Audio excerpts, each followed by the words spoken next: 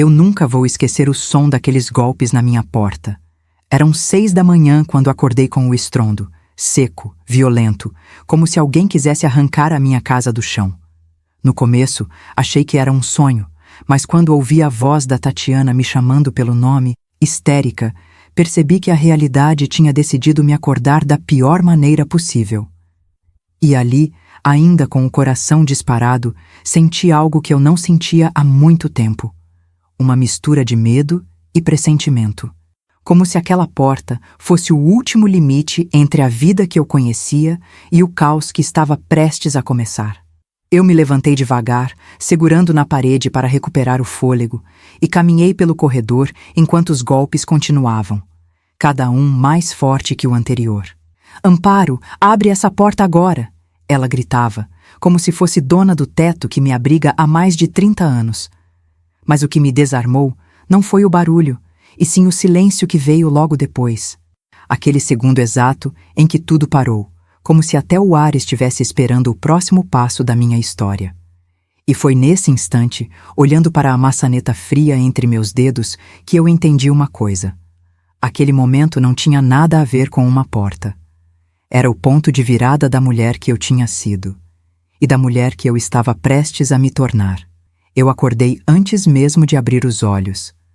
Sabe quando o coração entende o perigo antes da cabeça? Foi exatamente assim. Os golpes na porta faziam a madeira vibrar como se alguém batesse com a intenção de derrubar tudo que eu tinha.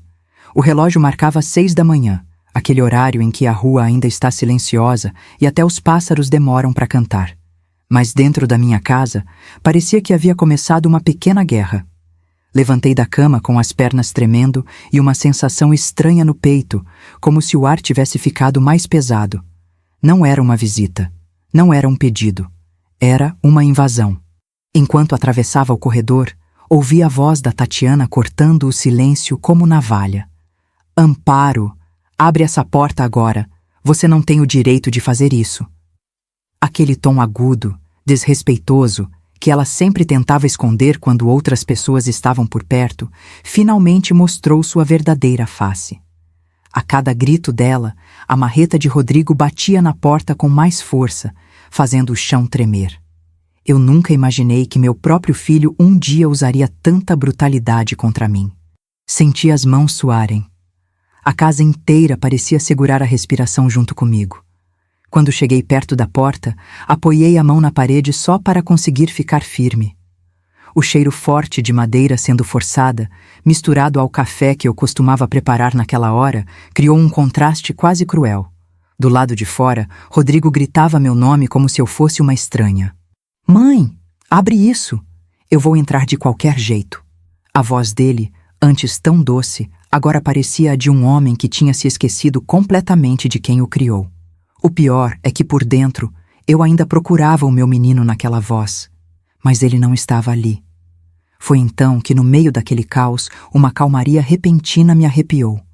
Uma presença atrás de mim, silenciosa, firme, quase como se tivesse surgido do ar.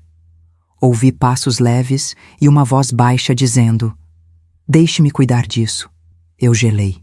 Não esperava ninguém ali naquele horário.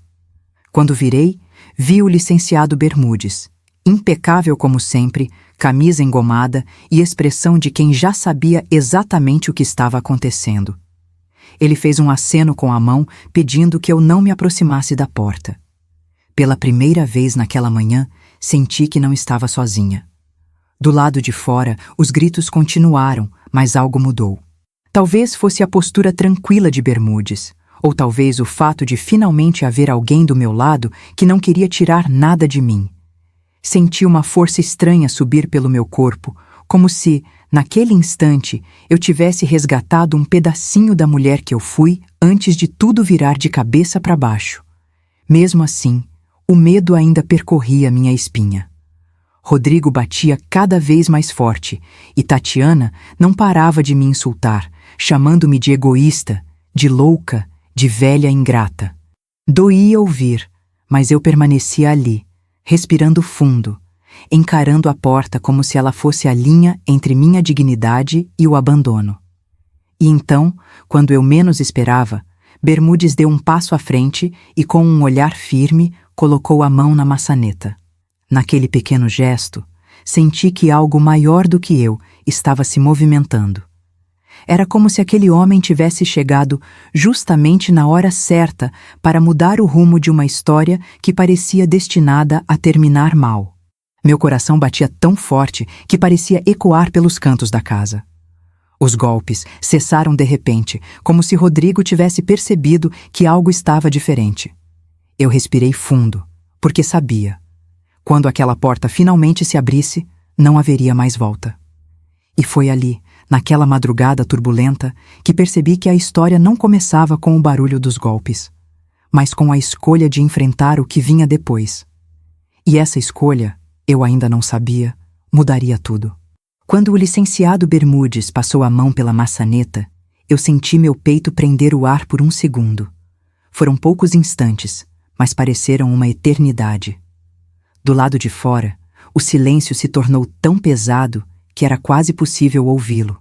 Rodrigo segurava a marreta com as duas mãos, respirando fundo como quem se prepara para o pior. E Tatiana ainda tinha aquela expressão de superioridade, como se nada pudesse atingi-la. Mas tudo mudou no exato momento em que a porta se abriu. O barulho suave daquele giro de dobradiça ecoou como um trovão na consciência deles. Assim que Rodrigo viu Bermudes atrás de mim, o sangue sumiu do rosto dele. Literalmente. Foi como assistir alguém apagar uma luz. Os olhos dele arregalaram, a marreta escorregou da mão e caiu no chão com um estrondo que fez ecoar pelo corredor. Aquele som me marcou, porque representou exatamente o que estava acontecendo. O controle que Rodrigo achava que tinha simplesmente se desfez.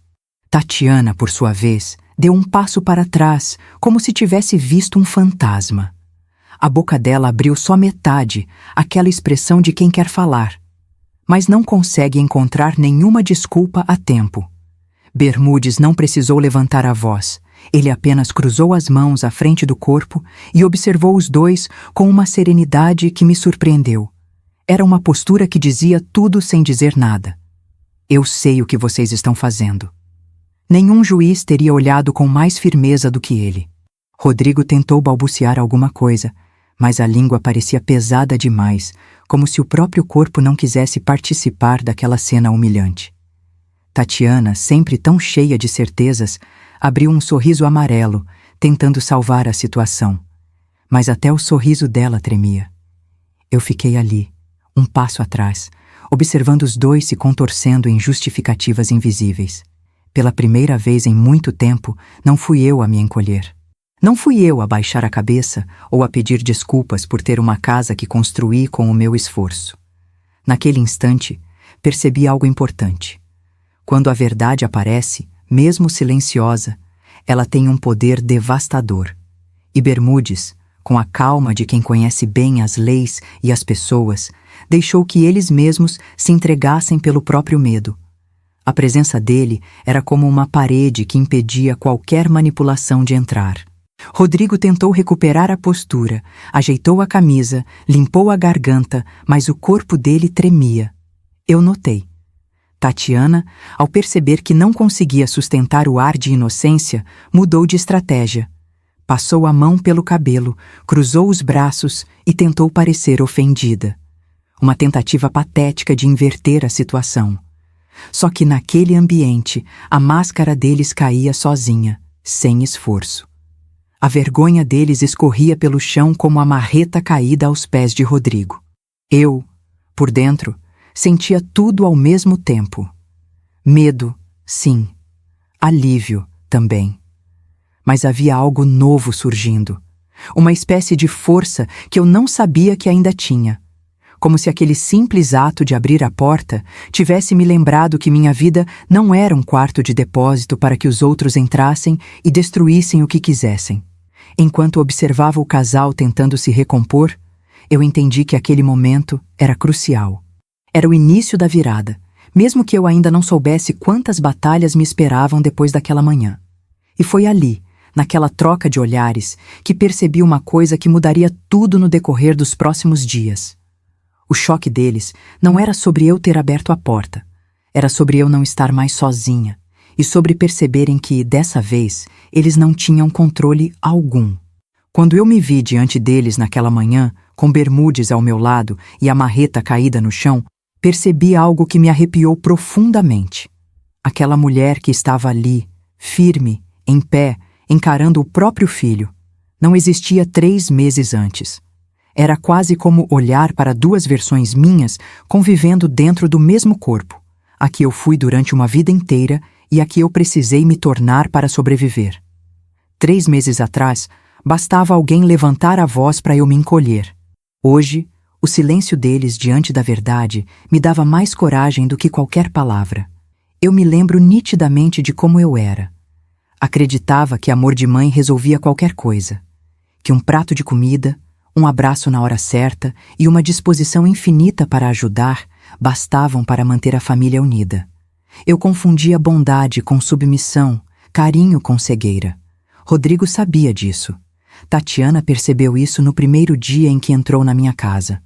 E eu, bobamente, achava que acolher significava aceitar tudo, desde pequenas faltas de respeito até decisões que me apagavam devagarinho. Hoje, percebo que naquela época eu ainda vivia de joelhos, sem perceber.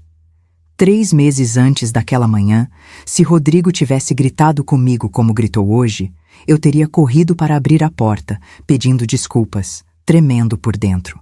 Tatiana teria me olhado com aquele ar de superioridade, como quem observa um objeto velho do qual quer se livrar, e eu teria apertado as mãos nervosas, tentando sorrir para evitar brigas. Eu vivia apagando incêndios que nem eram meus.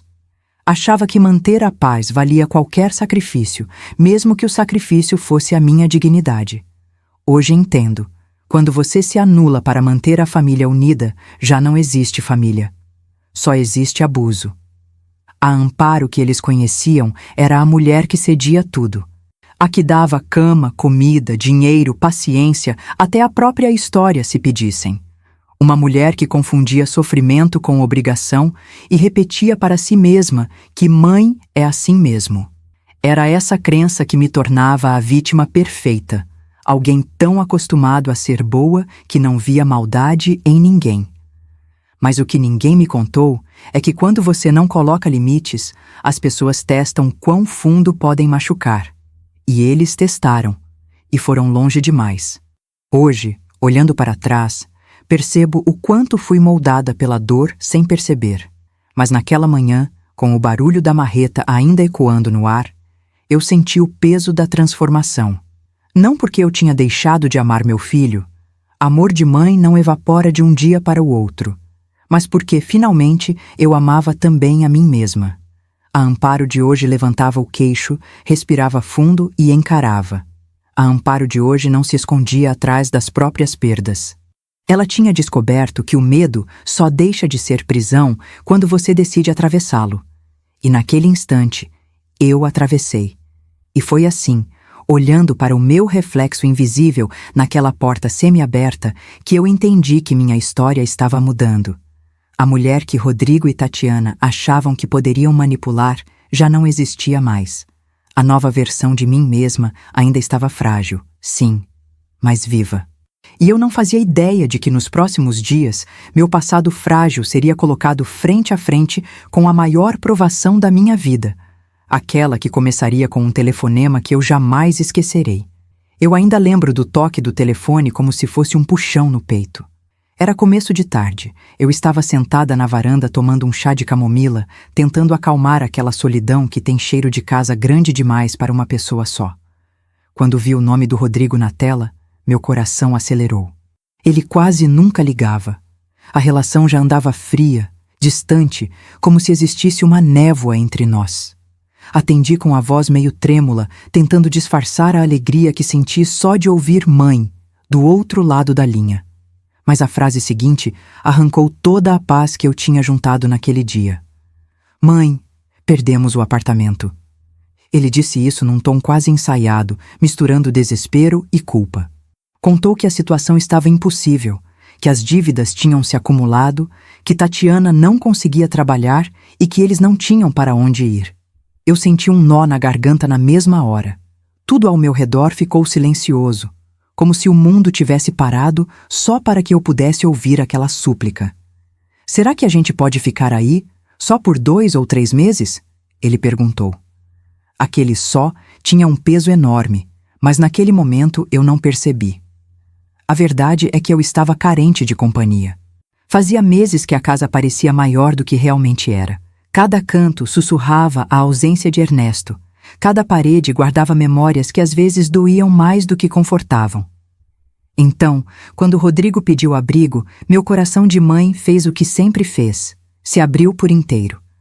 Eu sorri, mesmo com a voz embargada, e respondi: Claro, meu filho, a casa é de vocês. E naquele exato instante, sem perceber, eu abri não só a porta, mas também a fronteira do meu próprio limite. Quando Tatiana entrou pela porta alguns dias depois, o clima era completamente outro. Ela chegou carregando caixas, falando alto, dando ordens, como se já soubesse onde cada coisa deveria ir. E eu, tão feliz em ver meu filho de volta sob o meu teto, ignorei pequenos incômodos. Ignorei a falta de obrigada. Ignorei o olhar avaliador dela sobre a minha sala, sobre a minha cozinha, até sobre os meus tapetes. Rodrigo me abraçou rápido, daqueles abraços que parecem ensaiados. Mas eu aceitei. Porque, de alguma forma, eu acreditava que aquele recomeço podia curar a distância entre nós. Eu passei os primeiros dias preparando comidas que Rodrigo gostava desde pequeno. Arroz doce, bolo de milho, frango ao molho do jeito que aprendi com minha mãe. Tatiana comia, mas sempre com um comentário atravessado. Muito açúcar, muito simples, muito pesado. E eu sorria, fingindo não me importar. Eu só queria que eles se sentissem em casa. Eu só queria ser necessária. Eu só queria que minha família ficasse junta, nem que fosse por aqueles 2 ou 3 meses que ele prometeu. Mas havia algo que eu ainda não sabia. Algo que só perceberia tempo depois. Aquele telefonema não era um pedido de ajuda. Era o início silencioso de um plano muito maior. Um plano que transformaria minha vida de maneira irreversível. E sem desconfiar de nada, eu estava prestes a entregar as chaves não apenas da minha casa, mas de tudo o que me restava. No começo, tudo foi tão sutil que eu mesma duvidei do que estava vendo. Tatiana começou com pequenas sugestões, sempre usando aquela voz doce que só aparecia quando ela queria algo. Amparo, essa mesa é muito grande para o espaço. Essas cortinas deixam o ambiente muito escuro. Esse sofá, nossa, já passou da hora de trocar. Eu, querendo ser uma boa anfitriã, sorria e dizia que ia pensar. Mas Tatiana não esperava minha resposta. Ela já agia. Quando percebi, a mesa estava na garagem, as cortinas dobradas dentro de um saco preto e o sofá de Ernesto, nosso sofá, substituído por uma peça moderna, fria, sem história. Rodrigo dizia que era para melhorar o ambiente, que Tatiana tinha bom gosto, que eu estava ficando para trás nas tendências. Eu tentava argumentar, mas minhas palavras nunca tinham peso. Era como se eu falasse baixo demais, mesmo quando levantava a voz.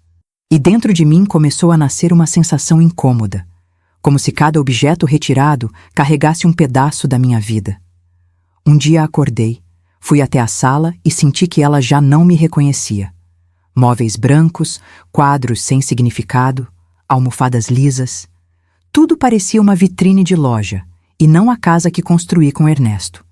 As toalhas que eu mesma bordei foram trocadas por outras mais neutras. Os tapetes que comprei com meu primeiro salário desapareceram. O vaso azul que ganhei da minha irmã sumiu sem explicação. Tatiana dizia que estava fazendo uma limpeza profunda. Rodrigo dizia que era frescura da minha parte sentir falta de coisas velhas. Mas só eu sabia o que cada detalhe da casa significava. Não era decoração, era história, memória, identidade. E aos poucos eu percebia que estavam arrancando tudo isso de mim, fio por fio. Eu tentava não causar problemas. Achava que se fosse paciente, se dissesse menos não, a convivência seria mais leve. Mas quanto mais eu cedia, mais Tatiana avançava. Ela falava como se eu fosse uma convidada na minha própria casa. Amparo, não coloque esse pano aí. Amparo, isso fica feio na mesa. Amparo, essa foto está torta. Até meu nome começou a soar diferente na boca dela, seco, duro, carregado de desprezo. E Rodrigo? Rodrigo ficava calado. Esse silêncio dele doía mais do que qualquer palavra. Um dia, ao entrar na cozinha, percebi que minha xícara favorita, aquela que Ernesto me deu no nosso aniversário de 30 anos de casados, não estava mais lá. Perguntei. Tatiana disse que tinha quebrado, mas nos olhos dela eu vi outra coisa. Vi intenção, vi prazer, vi domínio. E naquele momento, uma pontada de medo atravessou meu estômago. Era a primeira vez que eu sentia que havia algo errado de verdade. Não era só convivência difícil. Não era só diferença de personalidade. Era invasão, controle, apropriação. E eu percebi que, se não colocasse limites, não sobraria nada de mim naquela casa. O problema é que, naquela época, eu ainda não sabia colocar limites. Ainda acreditava que tudo ia melhorar. Ainda me agarrava à ideia de que o amor de mãe podia reparar qualquer rachadura. Mas a casa já dava sinais. Ela já estava mudando, perdendo sua alma, apagando Ernesto e apagando a mim. E no fundo, por mais que eu tentasse negar, eu já sentia que aquela ajuda que eles diziam oferecer tinha outro propósito. Um propósito que eu só descobriria bem mais tarde, quando já era tarde demais para evitar a queda, mas não para me reerguer. A primeira vez que percebi que algo profundo estava acontecendo foi quando entrei na sala e vi que a foto do Ernesto, aquela que ficava sobre o aparador desde o dia do velório, havia sumido. Era uma foto simples, ele sentado no banco do jardim, segurando uma xícara de café e sorrindo para mim como só ele sabia. Procurei por toda parte, nas gavetas, nos cantos, até atrás da televisão. E nada. Quando perguntei, Tatiana respondeu com desdém. Ah, tirei porque estava destoando da nova decoração. Destoando. Como se o Ernesto fosse um erro de cor, um incômodo visual. Aquilo partiu algo dentro de mim. Depois vieram os objetos pequenos. O porta-retratos de madeira que ele mesmo lixou à mão. As medalhas de um campeonato de ciclismo que ele ganhou aos 40 anos. Os discos de vinil que colecionamos juntos em tantas feiras de antiguidade. Todos desapareceram como se nunca tivessem existido. A casa parecia perder o cheiro dele, aquele misto de colônia amadeirada e café forte. E à medida que Tatiana removia cada item, eu sentia algo sendo arrancado de dentro de mim também. Como se ela estivesse apagando nossa história, não só da casa, mas da memória. Um dia, cheguei da feira e encontrei 2 homens uniformizados carregando caixas. Perguntei o que era. Tatiana, com o celular na mão, respondeu como se fosse a coisa mais normal do mundo. Contratei uma empresa de limpeza profunda. Vou me livrar de umas coisas velhas que ocupam espaço. Os homens saíram levando objetos que pertenciam à minha vida inteira. Quando corri para ver o que tinha sido levado, senti o chão sumir sob os meus pés. Os discos de Ernesto estavam numa das caixas. Ao pedir para que deixassem, Tatiana deu risada e disse: Amparo, música velha não serve para nada. Rodrigo viu a cena e não fez nada. Ficou apenas parado, olhando para o celular, como se aquilo fosse uma discussão sem importância. Nem sequer levantou o rosto para me defender. A dor que senti naquele momento não foi só pelo que estavam levando, mas pelo silêncio dele. Um silêncio que gritava desinteresse, ou pior, conivência. Era como se o Ernesto estivesse morrendo pela segunda vez, e dessa vez eu não conseguia impedir. Fiquei com uma sensação sufocante de que meu marido estava sendo apagado para sempre, como se nunca tivesse sido parte da minha vida. À noite, sentei na beira da cama abraçando a última foto que ainda restava dele, escondida na minha gaveta. O quarto parecia menor, mais frio, mais vazio. Fechei os olhos e tentei lembrar da voz do Ernesto dizendo que eu era forte, que sabia cuidar da casa, que sabia cuidar de mim mesma. Mas a verdade é que eu não sentia força nenhuma. Eu sentia que estava encolhendo, desaparecendo junto com as coisas que Tatiana jogava fora. Era como se eu fosse apenas um obstáculo no caminho dela, um obstáculo fácil de mover, porque eu mesma não reagia. Mas mesmo naquela escuridão, uma pergunta começou a nascer dentro de mim. Por que ela queria tanto retirar tudo que lembrava o Ernesto? Por que interferia tanto no que eu amava? Por que essa pressa em apagar minha história? Essa pergunta, que naquela época parecia apenas ciúme ou implicância, era na verdade um aviso silencioso, um pressentimento. Algo em mim dizia que Tatiana não estava apenas reorganizando a casa. Ela estava preparando o terreno. E eu ainda não sabia, mas aquela remoção de memórias seria só o começo de algo muito maior. Algo que me faria enxergar, sem nenhum filtro, quem realmente estava dividindo o teto comigo. A Consuelo sempre foi daquela vizinhança antiga que conhece a alma das pessoas só pelo jeito de bater o portão. Ela me observava de longe, com aquele olhar preocupado de quem já sabia que algo não estava certo, mas não queria se meter sem ter certeza. Um dia, enquanto eu varria a calçada tentando disfarçar a tristeza, ela se aproximou devagarinho, segurando um pano de prato no ombro e um silêncio cheio de cuidado. Amparo, posso te perguntar uma coisa? Ela disse, e ali mesmo senti que vinha algo que eu precisava ouvir, mesmo que doesse. Entramos na cozinha e ela olhou ao redor como quem procura rastros. E era isso mesmo que ela estava encontrando. Ausência. Cadê as fotos do Ernesto? Cadê o relógio de parede que ele adorava ajustar? Cadê aquele tapete vermelho da sala? Cada pergunta dela era como um golpe no peito. Eu tentei justificar, baixando os olhos. A Tatiana disse que modernizar, ajudar, deixar a casa mais funcional. Mas antes que eu terminasse a frase, Consuelo colocou a mão dela sobre a minha, firme, quente, e disse com uma sinceridade que me atravessou. Modernizar nada, Amparo. Eles estão apagando você. Aquilo caiu como uma sentença. Consuelo respirou fundo e continuou. Eles estão tirando tudo que te lembra quem você é. Primeiro vêm os objetos, depois vêm as rotinas, e quando você percebe, já não tem casa, já não tem voz, já não tem lugar. Eu senti as lágrimas queimarem atrás dos olhos, porque era exatamente isso que eu vinha sentindo. Só não tinha coragem de admitir. A casa já não parecia minha. Era como se eu estivesse morando num território ocupado, onde cada nova mudança me empurrava mais para fora da própria vida. Consuelo ainda disse algo que ecoa até hoje. Tatiana não está reorganizando sua casa. Ela está substituindo a sua história pela dela. E Rodrigo? Rodrigo está permitindo. O jeito como ela falou o nome dele, com uma mistura de pena e indignação, me fez estremecer. Eu tentei defendê-lo, dizendo que ele estava estressado, que tinha perdido o apartamento, que talvez tudo fosse só uma fase. Mas Consuelo me olhou nos olhos, sem desviar, e respondeu. Amparo. O amor de mãe é lindo, mas não pode te deixar cega. Aquelas palavras ficaram batendo dentro de mim como um relógio insistente. Pela primeira vez em muito tempo, eu enxerguei o que estava passando bem na minha frente. A casa estava sendo ocupada aos poucos, como quem toma um território sem fazer barulho. E eu, querendo evitar conflitos, tinha deixado a porta aberta para isso. Não era implicância da Consuelo. Não era exagero. Era alerta. Era cuidado. Era a vida tentando me acordar antes que fosse tarde demais. E eu senti, naquela tarde, que algo dentro de mim começava a se rearranjar.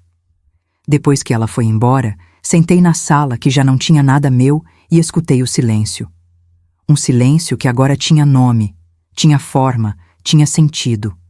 Consuelo não tinha me dito nada com maldade. Tinha me entregado uma verdade que eu vinha evitando. E de algum jeito, ouvir isso dela fez acender uma pequena luz dentro de mim, uma chama tímida, mas real, de que talvez eu precisasse reagir antes que me apagassem por completo. E foi exatamente essa chama que, dias depois, me faria enxergar o que vinha a seguir. Algo que deixaria qualquer suspeita pequena diante do que estava prestes a acontecer. Eu nunca pensei que um dia precisaria vigiar minhas próprias coisas dentro da minha casa. Mas naquela manhã, quando saí do quarto para tomar café, senti um aperto estranho no peito. Algo faltava. Fui direto ao armário onde guardava a vagila de porcelana chinesa, o conjunto que Ernesto trouxe de Puebla, embrulhado com tanto cuidado, dizendo que era para quando tivermos visitas importantes ou para quando o coração pedir beleza. Abri o armário e o espaço estava vazio. Naquele instante, senti minhas pernas tremerem. A porcelana não era só louça, era memória, era amor, era história. Comecei a procurar pelos corredores como quem busca um filho perdido, até que ouvi vozes no quintal. Cheguei perto da porta e vi Tatiana conversando com uma mulher desconhecida. E ali, sobre a mesa, envolvidas em jornal, estavam as minhas peças. Minhas. Sem pedir, sem avisar, sem sequer considerar meu afeto por elas. A mulher mostrava as peças contra a luz e perguntava o preço. Meu estômago virou. Abri a porta e perguntei: "O que está acontecendo aqui?" Tatiana se virou com um sorriso falso e respondeu como se nada demais estivesse acontecendo. "Ah, sogrinha, estou vendendo essa louça porque não combina com a nova estética da casa." Eu senti o rosto esquentar. Minhas mãos tremiam. Tentei dizer que aquelas peças eram do Ernesto, que eram especiais, que não tinham preço. Mas antes que eu terminasse, Tatiana revirou os olhos e soltou: "Amparo, por favor. Somos família. O que é seu é nosso. A gente precisa colaborar para as despesas." A palavra família saiu da boca dela como um veneno doce, daqueles que enganam quem não está atento. Rodrigo apareceu nesse momento e eu pensei que ele fosse me apoiar, que fosse dizer algo. Mas ele suspirou, passou a mão pelo rosto e disse: "Mãe, deixa isso. Vamos vender. A gente precisa do dinheiro." Aquela frase caiu sobre mim como um balde de água fria. Eu olhei para o Rodrigo e procurei, no rosto dele, algum traço do menino que crescia educando, que ensinava a importância de respeitar o que não tem preço. Mas o menino não estava ali. No lugar, tinha um homem cansado, indiferente, distante, pronto para me contradizer a qualquer custo. Senti como se estivesse falando sozinha contra uma parede que não queria ouvir. Cada argumento meu era devolvido com frieza, como se eu estivesse sendo excessiva, dramática, antiquada. A velha história. Sempre que alguém quer te manipular, te faz duvidar da sua própria sanidade. Tatiana terminou a venda na minha frente. Entregou as peças, contou as notas, guardou o dinheiro na bolsa e ainda me abraçou de lado, como quem consola uma criança. "Você precisa aprender a desapegar, Amparo." Aquele toque me deu náusea. Enquanto a compradora ia embora com um pedaço da minha vida nos braços, eu fiquei ali parada, sentindo um vazio se abrir dentro de mim. Não era sobre as porcelanas. Era sobre respeito, sobre limite, sobre invasão, sobre perceber que estavam me roubando viva. E eu, por medo de conflito, estava permitindo. Mais tarde, naquele mesmo dia, sentei na minha cadeira favorita e encarei o armário vazio. O silêncio da casa parecia zombar de mim, e pela primeira vez, algo dentro de mim sussurrou com força: "Isso não está certo." Eu não sabia ainda o tamanho da tempestade que estava por vir, mas aquele episódio deixou claro que Tatiana não tinha vindo para dividir o lar, e sim para tomar. E Rodrigo, cego pelo discurso dela, não via, ou não queria ver, o que eu via. Eu só não imaginava que aquele roubo silencioso seria insignificante perto do que eles fariam logo depois. Algo tão cruel que me faria vender até os terrenos que Ernesto deixou para mim. Eu ainda me lembro da expressão de Tatiana naquele dia. Abatida, pálida, andando pela casa como se carregasse o peso do mundo nas costas. Ela não falava muito, suspirava o tempo todo, colocava a mão na testa, sentava e levantava como quem tenta esconder uma dor maior. No começo, achei que era só cansaço ou frescura, porque ela sempre foi dramática. Mas naquela tarde, Rodrigo me chamou no quarto com os olhos cheios de aflição. "Mãe, a Tatiana está mal. Muito mal." O tom dele me assustou. Parecia sério demais para ser exagero. Meu coração acelerou imediatamente. É incrível como a dor dos outros ainda encontra espaço no peito da gente, mesmo quando estamos sendo feridos. Rodrigo me mostrou uma suposta mensagem de uma clínica, exames caríssimos, suspeita de um tumor altamente agressivo. Tatiana chorava, dizendo que não tinha contado antes para não me preocupar. Eu posso morrer, Amparo. Eu posso morrer. Ela repetia com a voz fraca, encolhida na poltrona. Naquele momento, toda a raiva que eu vinha acumulando evaporou. Eu só conseguia enxergar uma mulher desesperada, possivelmente doente, e um filho pedindo ajuda. Eles sabiam exatamente onde isso iria me atingir. Sabiam que, para mim, saúde é sagrada. Sabiam que, se eu tivesse que escolher entre meu conforto e a vida de alguém, eu escolheria a vida. Sempre. Tatiana mostrou um orçamento absurdo da clínica, dizendo que não tinha escolha, que precisava fazer exames urgentes. Rodrigo, com lágrimas nos olhos, segurou minhas mãos e disse: "Mãe, a gente não tem dinheiro, mas se a senhora puder ajudar, é a vida dela." Aquilo me desmontou. Uma parte de mim desconfiou, sim. Havia algo exagerado, teatral, mas eu afastei esse pensamento imediatamente. Quem é que desconfia de uma possível doença? Quem é que duvida de um pedido de socorro? Só alguém muito frio. E eu nunca fui fria. Passei a noite inteira andando pela casa, lembrando do Ernesto, lembrando das conversas que tivemos sobre solidariedade, sobre fazer o bem mesmo quando dói. Os terrenos que ele tinha deixado para mim eram o maior patrimônio que eu tinha, minha garantia para a velhice. Mas quando o sol nasceu, minha decisão já estava tomada. Vendi um terreno, mesmo abaixo do preço, e entreguei a Rodrigo 120 mil pesos. O dinheiro que Ernesto tinha juntado com tanto sacrifício, agora em mãos de quem dizia estar lutando contra uma doença mortal.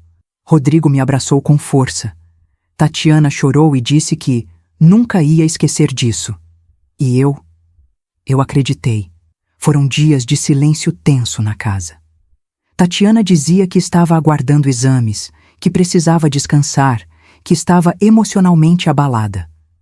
Rodrigo dizia que não podia dar detalhes para não deixá-la ainda mais fragilizada. Eu cozinhava, cuidava da casa e tentava ser suporte sem invadir, como sempre fiz. Cada dia eu perguntava como ela estava. Cada dia ela suspirava mais fundo, colocando a mão onde supostamente doía. E eu, tola, me sentia útil. Sentia que estava salvando alguém. Até que um pequeno gesto mudou tudo. Fui ao mercado comprar pão fresco, como de costume, e encontrei a Carmen, amiga antiga da Tatiana, organizando legumes. Ela me cumprimentou e, rindo, disse: "A Tatiana ficou linda depois da rinoplastia, né? Valeu cada centavo." Meu corpo gelou. O chão pareceu sumir. Eu senti o impacto daquelas palavras como um soco no estômago. Rinoplastia, rinoplastia, rinoplastia. A cabeça girava. Fiquei pálida. Meu coração batia tão forte que parecia que ia sair pela boca. Carmen continuou falando, sem perceber. Ela estava tão animada antes da cirurgia. Dizia que finalmente ia ter o nariz que sempre quis. Eu não lembro como cheguei em casa. Não lembro se respirei no caminho. Só lembro de Tatiana me esperando no corredor, com o curativo ainda escondido pela maquiagem. Quando perguntei o que tinha acontecido, ela respirou fundo, ergueu o queixo e disse sem piscar: "Usei sim o dinheiro. Era a minha vida. Nasci complexada. Tive a chance. Fiz." Rodrigo apareceu na porta do quarto e, ao invés de me defender, disse: "Mãe, não importa no que foi usado, ela precisava. Pronto." E foi nesse momento, naquele silêncio cruel que se seguiu, que algo dentro de mim morreu. E outra coisa começou a nascer. Porque ali, olhando nos olhos deles, percebi que não era mais ingênua, não era mais cega. E não tinha mais como fingir que não estava sendo enganada, usada e descartada. Eu só não imaginava que o golpe seguinte seria ainda pior. Um golpe que mudaria completamente a maneira como eu via meu próprio filho. Eu passei a noite inteira encarando o teto, tentando entender como alguém consegue mentir tão naturalmente sobre uma doença. O quarto parecia menor, como se as paredes estivessem avançando devagarinho. O colchão, que sempre foi um lugar de descanso, se transformou numa pedra fria onde minhas emoções rolaram de um lado para o outro sem encontrar paz. Minha cabeça repetia o mesmo pensamento. Eu tinha vendido os terrenos do Ernesto, nossa segurança, nossa herança, por uma cirurgia estética. E Tatiana não demonstrou um pingo de remorso, nem uma sombra de culpa. Nada. Era como se ela tivesse me feito um favor. Na manhã seguinte, Rodrigo apareceu na cozinha com a cara cansada, mas não era cansaço físico. Era como se ele estivesse carregando uma justificativa que sabia que não ia convencer ninguém. Tentei conversar com ele com calma, como mãe faz quando ainda guarda esperança. Perguntei por que mentiram, por que envolveram doença, por que deixaram que eu me desesperasse pensando que Tatiana podia morrer. Ele levantou a mão, pedindo que eu parasse, e disse: "Mãe, não dramatiza. Ela precisava fazer." E pronto. Ele não me olhou nos olhos enquanto falava. Mantinha o olhar fixo na mesa, como quem tenta fugir da própria consciência. Tatiana apareceu logo depois, andando devagar, como se quisesse reforçar a imagem de fragilidade. Mas bastou ela virar o rosto para eu perceber o pequeno inchaço no nariz escondido com maquiagem. Não era sintoma de doença nenhuma. Era pós-operatório. Era a prova viva da mentira.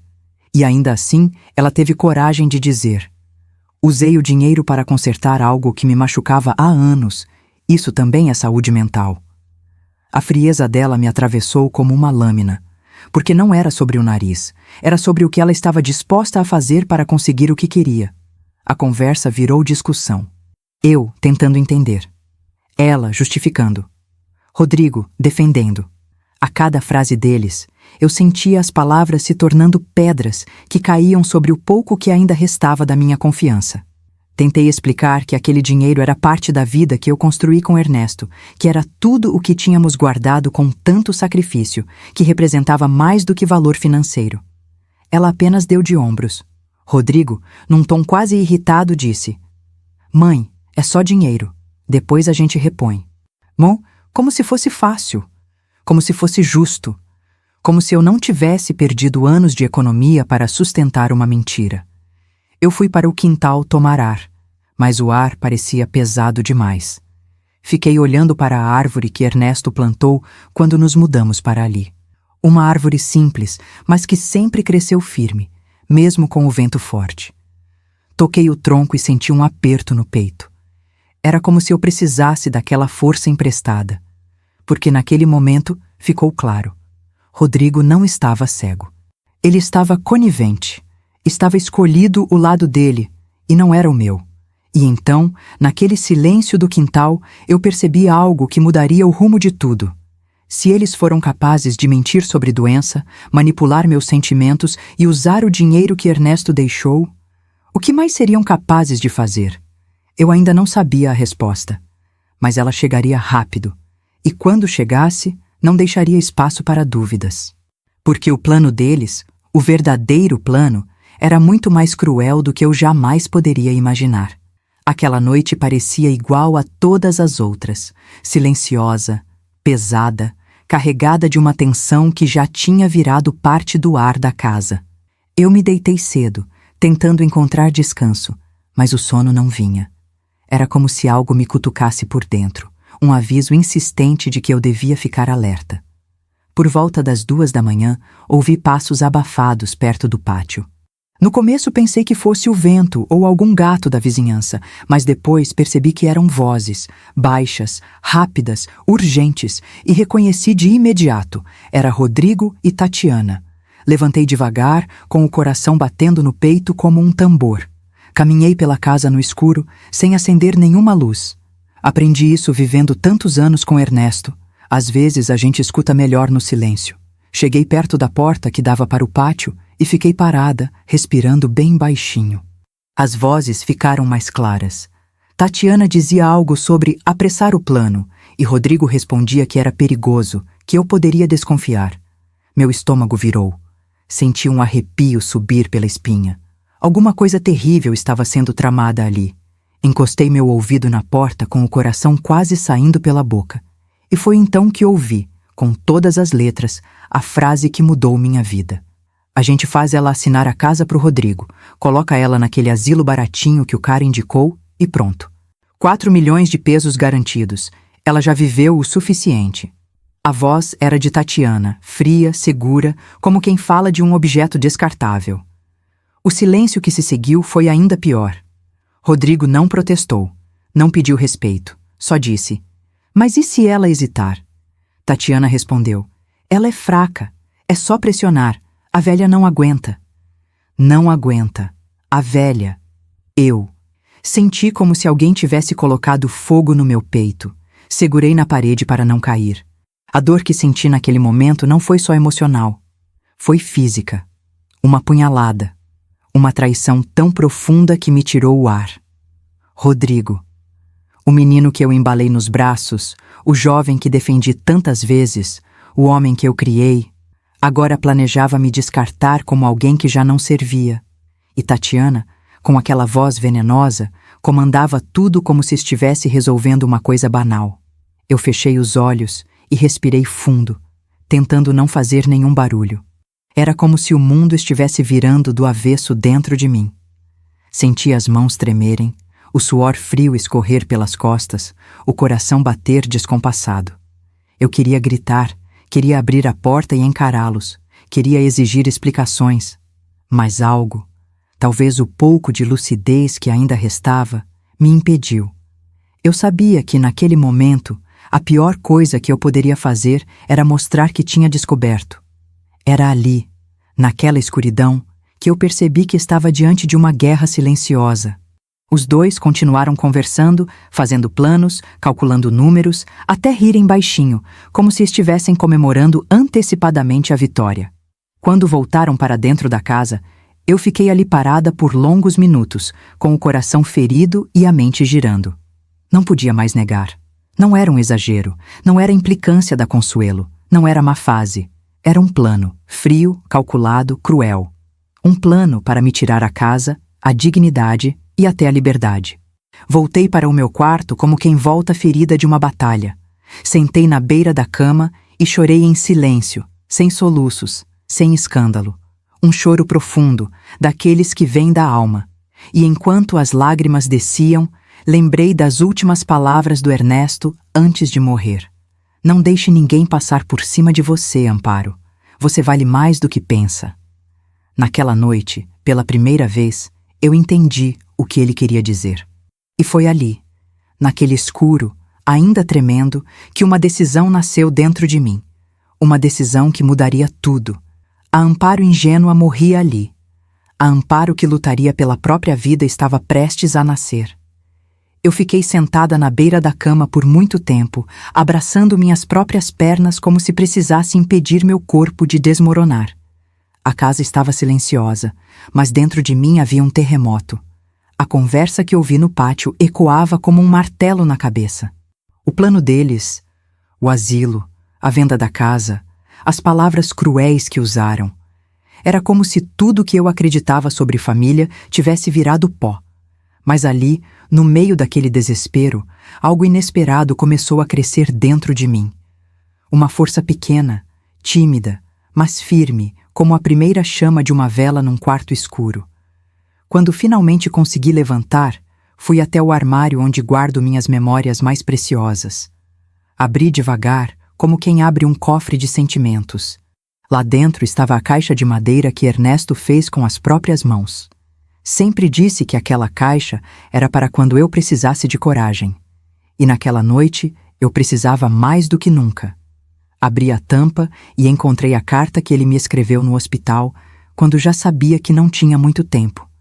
A letra tremida, mas cheia de amor, dizia: "Promete que não vai deixar ninguém te humilhar, Amparo. Promete que não vai deixar que passem por cima do que você construiu." Eu li aquela frase várias vezes e cada leitura parecia empurrar para fora a mulher frágil que eu me transformei sem perceber.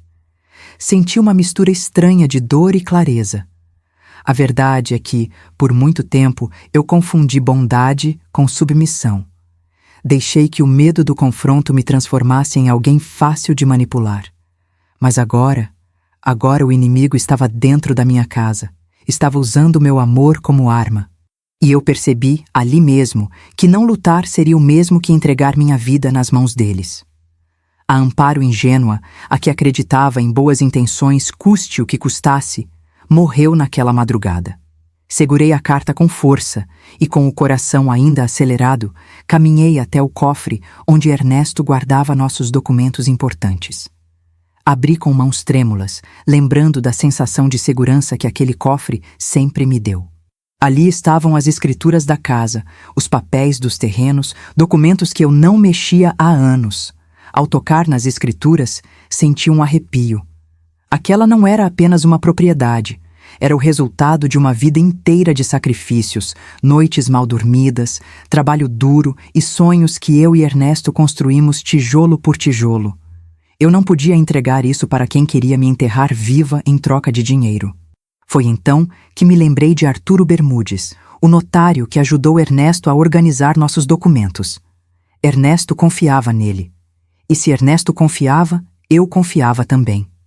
Abri a gaveta onde guardo números importantes e encontrei o cartão de visita dele. Passei o dedo sobre as letras impressas, sentindo como se aquele pequeno papel fosse uma arma que eu finalmente estava autorizada a usar.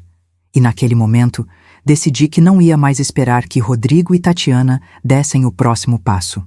Quem ia agir agora era eu. Com o cartão na mão, sentei novamente na cama e respirei fundo. Pela primeira vez em meses, eu senti que tinha um plano. Não um plano de manipulação, como o deles, mas um plano de proteção. Um plano para resgatar a Amparo que o Ernesto sempre acreditou que eu era. Enxuguei o rosto, me levantei, fui até a janela e olhei para a noite lá fora. O vento estava frio, mas pela primeira vez em muito tempo, eu não senti medo. Senti foco, direção, determinação. E ali, olhando para o escuro iluminado apenas por um poste distante, fiz uma promessa silenciosa para mim mesma e para Ernesto. Eles não vão me destruir. Eles não vão apagar a minha história. Eles não vão ficar com o que não construíram. Eu vou lutar. E essa luta começaria na manhã seguinte. No dia seguinte, acordei antes do sol. Não porque estivesse descansada, mas porque a decisão da noite anterior parecia me empurrar para fora da cama. Tomei um banho rápido, vesti minha roupa mais neutra, aquela que me fazia sentir menos frágil, e saí de casa com o cartão do licenciado Bermudes apertado na mão. A cada passo, sentia uma mistura de medo e coragem, como se eu estivesse caminhando para uma sala de cirurgia emocional. Sabia que aquele encontro poderia mudar tudo. Era hora de falar, de expor, de finalmente pedir ajuda. Quando cheguei ao escritório dele, o cheiro de papel novo e café fresco me recebeu como uma lembrança distante de estabilidade. A secretária me reconheceu na hora. Dona Amparo, o licenciado já está esperando. Meu coração deu um salto. Entrei no consultório e encontrei Bermudes como sempre. Impecável, sério, com aquele olhar que mistura gentileza e firmeza. Ele pediu que eu me sentasse e disse: "Diga-me tudo, sem medo." E foi exatamente isso que eu fiz. A voz tremia no começo, mas depois foi saindo como uma enxurrada, palavra por palavra, lágrima por lágrima, dor por dor. Contei sobre a casa sendo rearrumada como se não fosse minha. Contei sobre os objetos desaparecendo. Contei sobre Tatiana vendendo minhas coisas. Contei sobre o dinheiro dos terrenos. Contei sobre a mentira da doença. Contei sobre a conversa da madrugada. Contei tudo, e o licenciado não me interrompeu uma única vez. Apenas anotava, de vez em quando assentia, e deixava que eu esvaziasse o coração. Quando terminei, estava exausta, mas leve. Era como se, pela primeira vez, alguém estivesse segurando o peso junto comigo. Então ele respirou fundo, tirou os óculos e disse com todas as letras: "Dona Amparo, o que estão fazendo com a senhora se chama despojo patrimonial." Aquela expressão me acertou como um raio.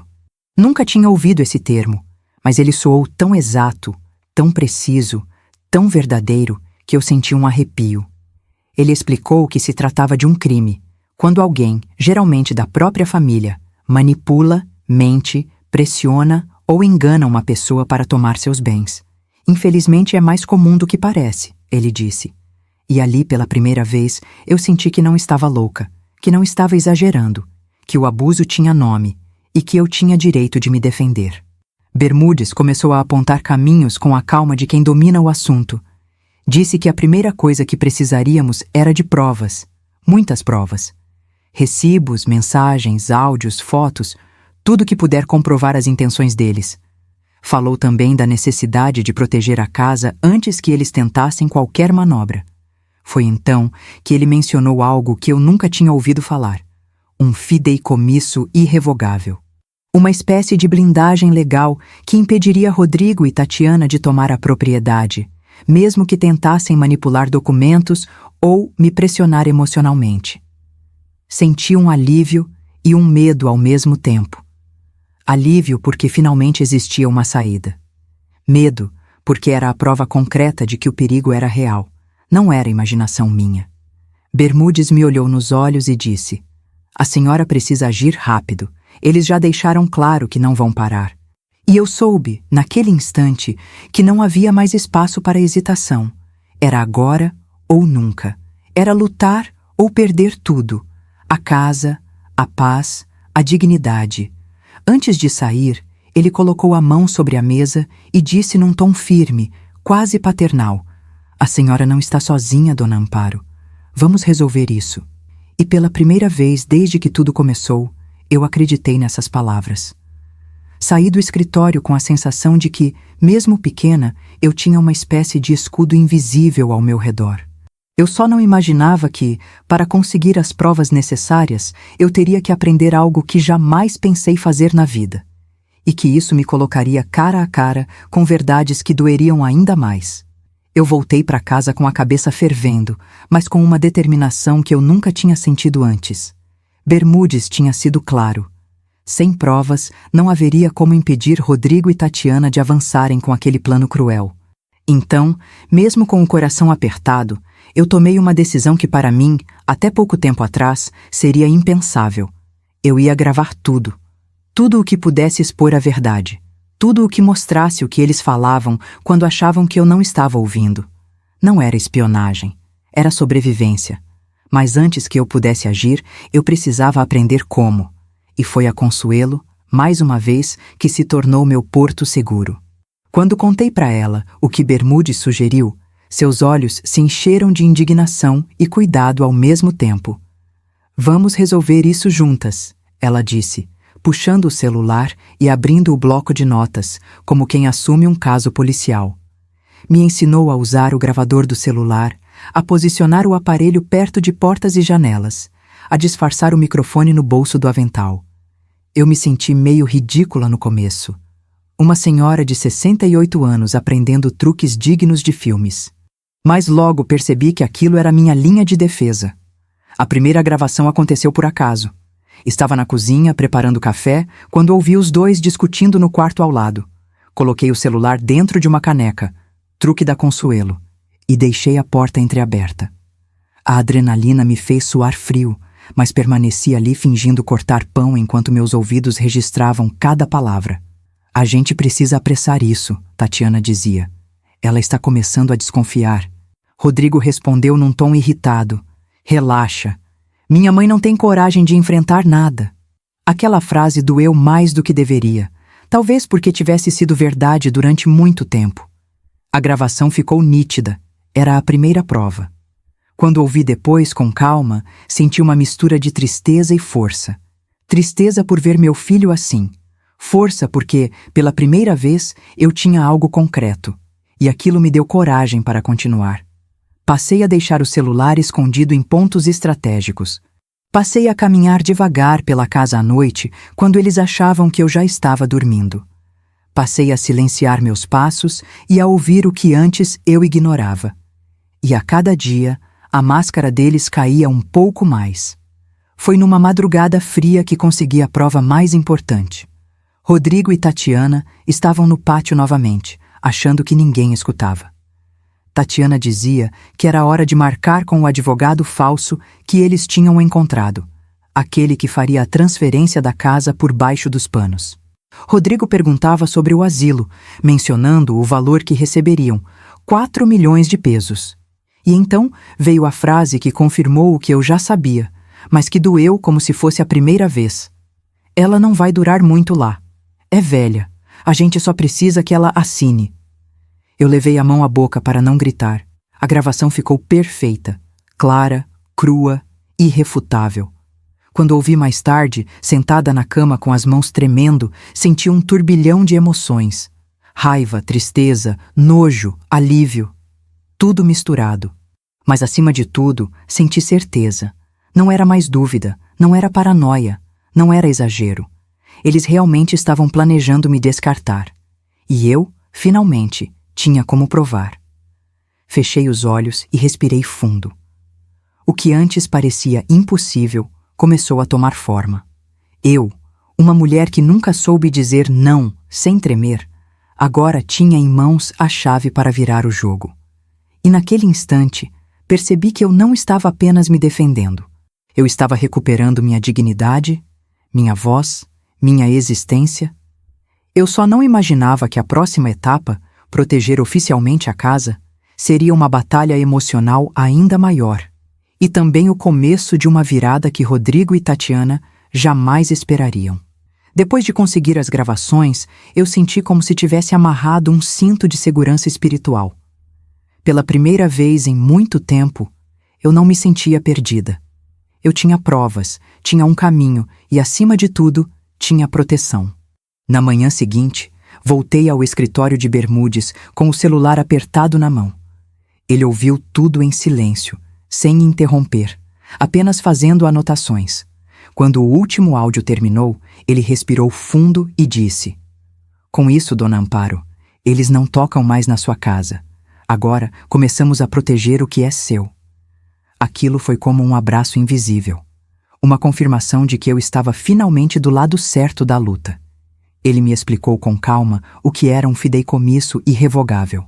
Era como construir uma fortaleza legal ao redor da casa. Um documento tão sólido que nem Rodrigo, nem Tatiana, nem qualquer outra pessoa poderia romper. Nele, eu teria usufruto vitalício, o direito de morar ali até o último dia da minha vida. E depois, a casa iria diretamente para os meus netos, Valeria e Santiago. Não poderia ser vendida, negociada ou manipulada. Nem mesmo por eles. Ouvir aquilo me trouxe um alívio que quase me fez chorar. Era como se, pela primeira vez desde que Ernesto se foi, alguém estivesse cuidando de mim. Assinar aquele documento, no entanto, foi mais difícil do que eu imaginava. Não porque eu tivesse dúvidas, eu não tinha mais nenhuma, mas porque aquilo selava uma ruptura definitiva com Rodrigo. Uma mãe nunca imagina que precisará se proteger do próprio filho. Nunca.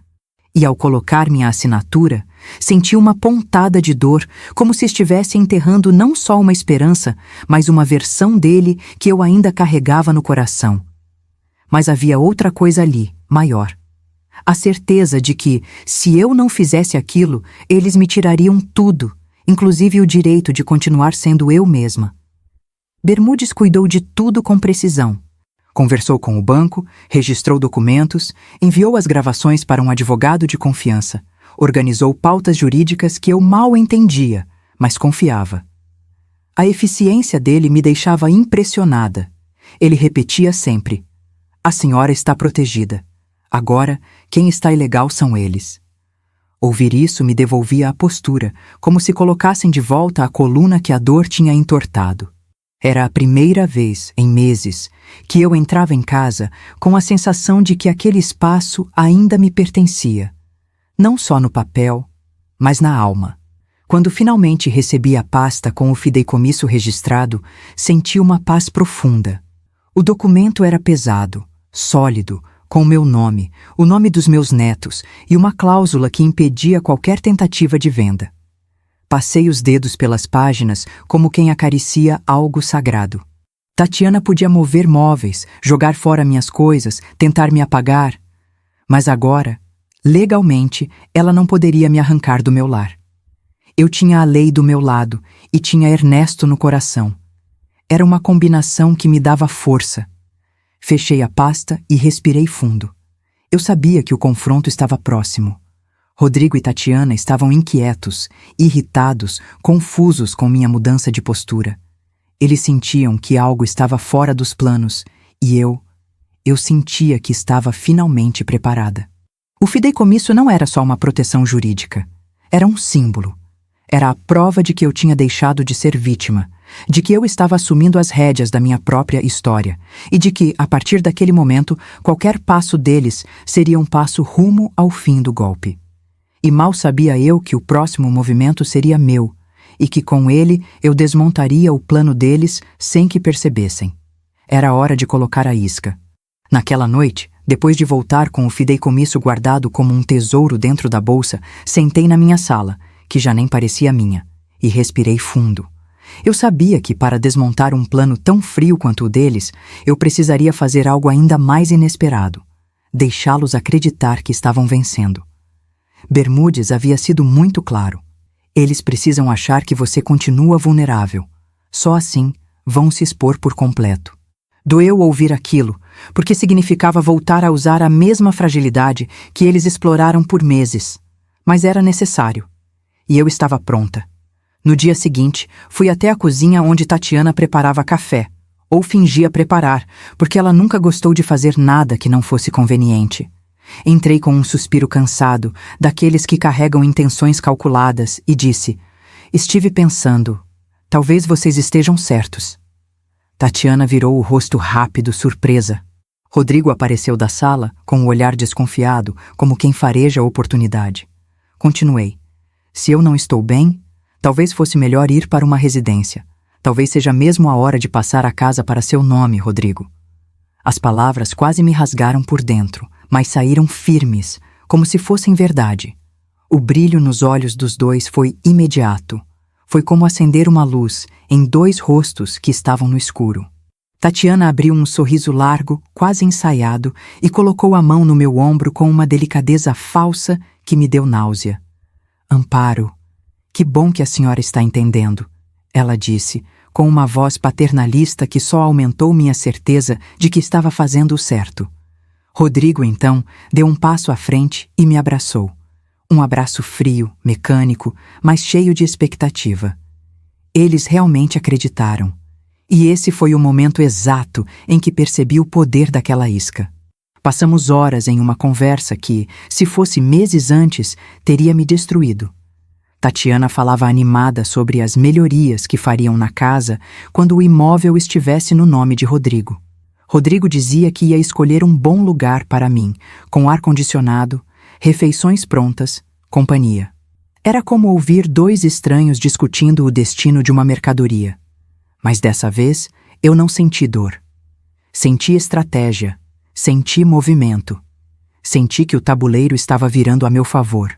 Eu olhava para eles e via o plano desmoronando bem na frente dos meus olhos, e eles, cegos pela ganância, não percebiam nada.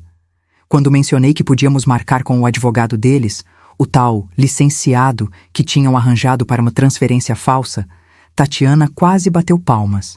Ela já estava com o contato pronto.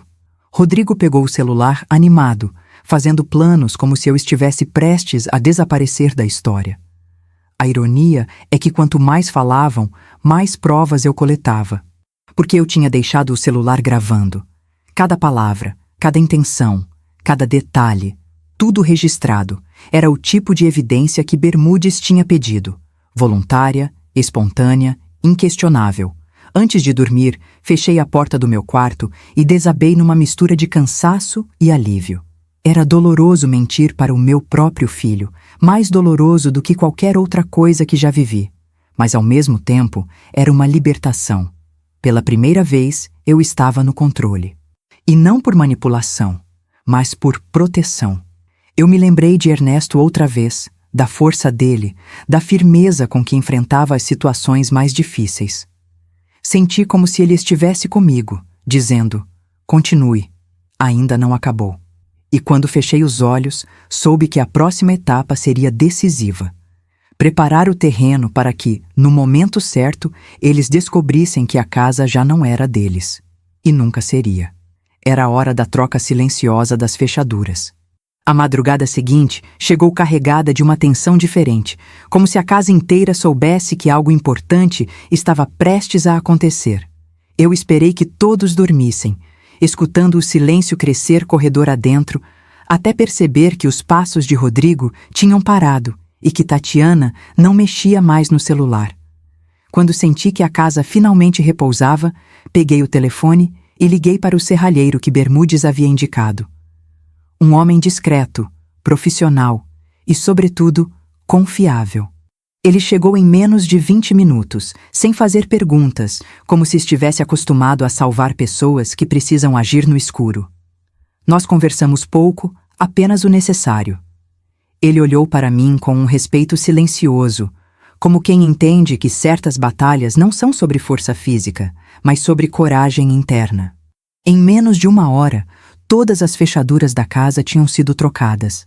A da porta principal, a da cozinha, a do quintal e até a pequena porta lateral que Rodrigo usava como atalho. Cada clique da chave nova me dava um misto de alívio e tristeza. Era como selar uma decisão sem retorno, como fechar um capítulo com a certeza de que não havia volta possível. Quando o serralheiro foi embora, fiquei parada ali, no meio da sala, segurando aquele chaveiro novo que parecia pesar mais que ouro. Eu olhei para cada chave como se estivesse olhando para novos pedaços da minha própria autonomia. Senti uma onda de força subir pelo peito. Uma daquelas forças que não vem de grito, mas de silêncio. Ernesto teria ficado orgulhoso. Sua Amparo finalmente tinha aprendido a se proteger. Eu respirei fundo e por um segundo a casa pareceu respirar junto comigo, como se estivesse aliviada por ser defendida de novo. Antes de guardar as chaves, fiz uma última ronda pela casa. Passei a mão nas paredes, observei os móveis que ainda restavam, toquei o vaso que consegui resgatar da limpeza profunda de Tatiana.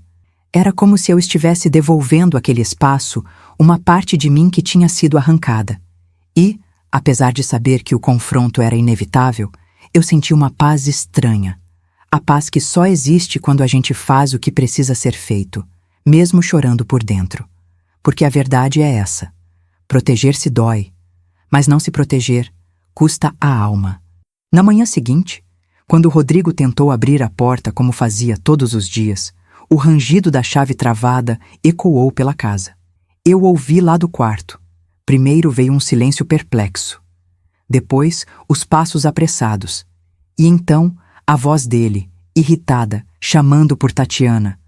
As fechaduras não estão funcionando. Ela mudou alguma coisa. Eu permaneci quieta, arrumando a cama com a calma que eu não sentia de verdade. Sabia que aquele momento marcaria o início do fim da ilusão deles e o começo da verdade vindo à tona. Tatiana tentou abrir a porta da cozinha, depois a lateral. Nada. O som da marreta sendo arrastada pelo quintal fez meu coração bater mais rápido, mas dessa vez não era medo, era preparação. Eu sabia que estava prestes a encarar um furacão, mas também sabia que não estava mais vulnerável como antes. As fechaduras eram mais do que metal. Eram o símbolo de uma nova história, da minha escolha de não ser esmagada por quem deveria me amar. No fundo, eu estava preparada para o pior, mas não imaginava que o destino ainda guardava uma peça final para aquela manhã.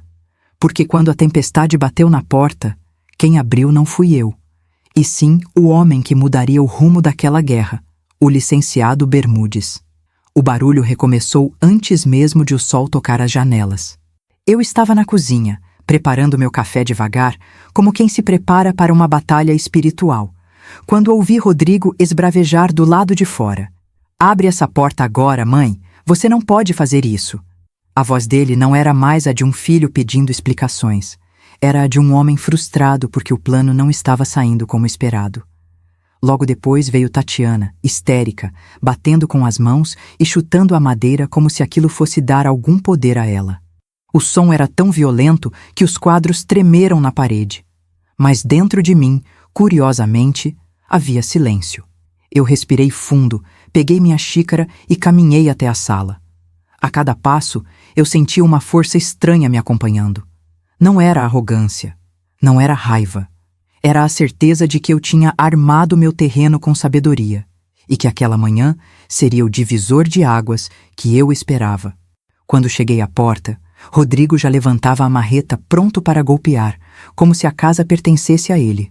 Mas antes que pudesse desferir o golpe, ouvi uma voz familiar atrás de mim, serena, firme, quase ritmada. Deixe, eu me encarrego.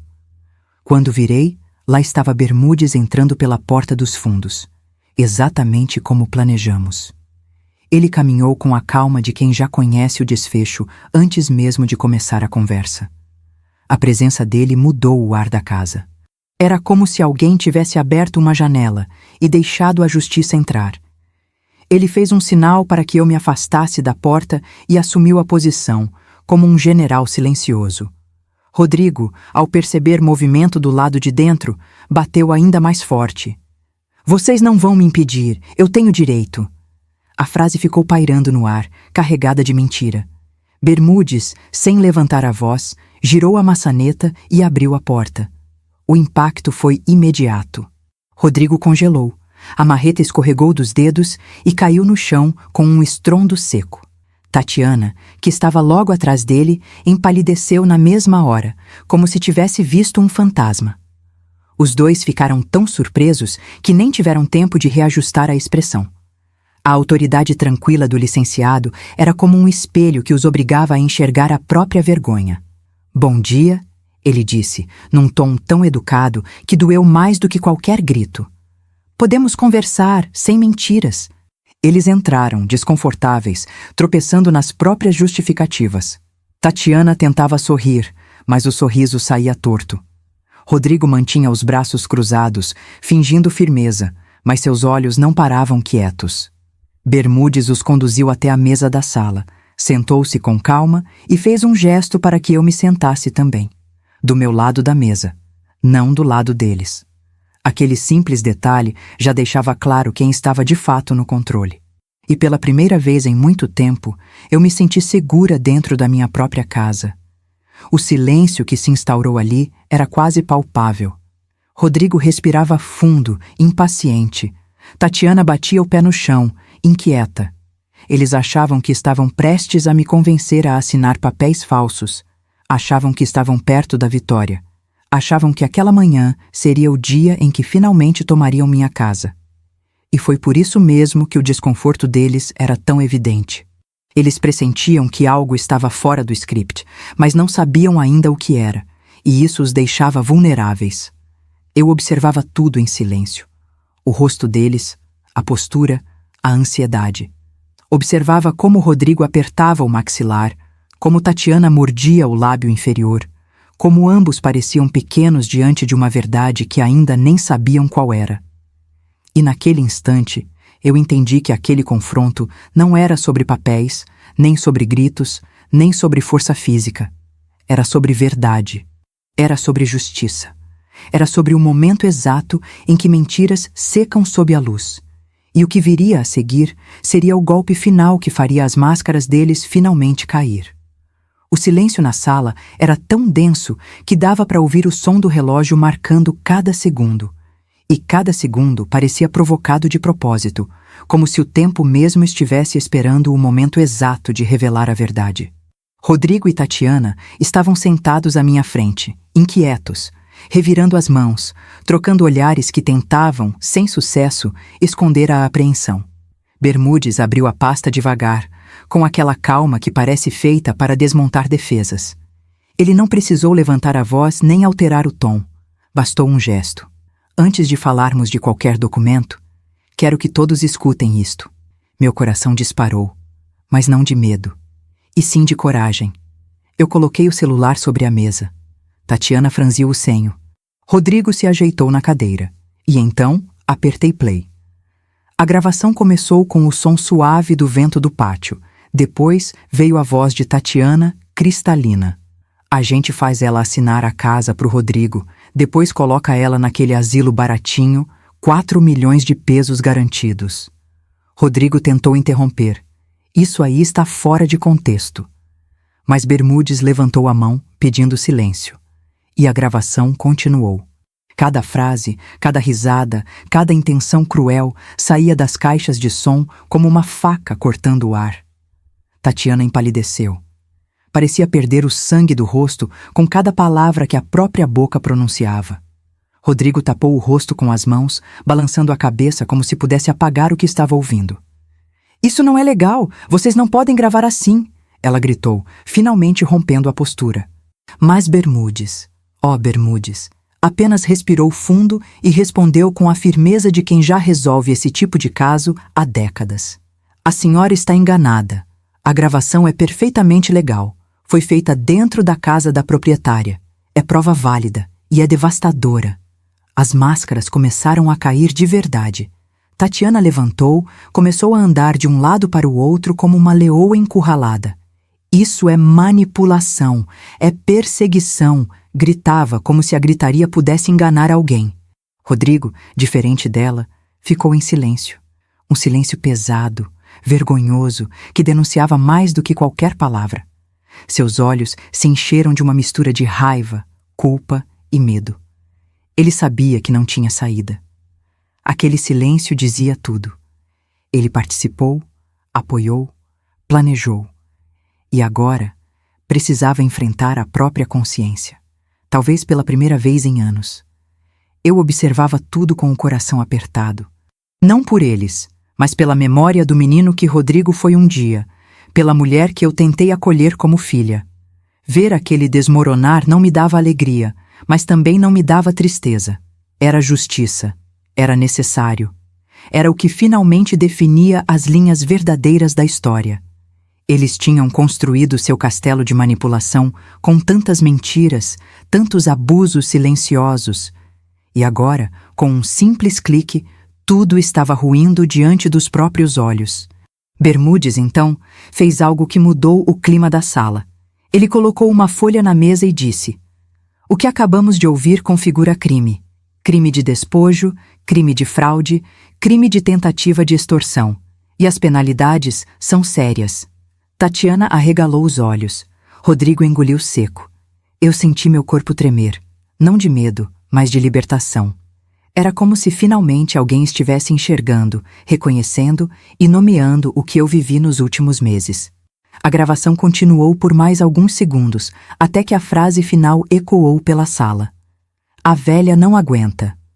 Essa, sim, me atravessou como uma flecha, mas eu mantive a postura.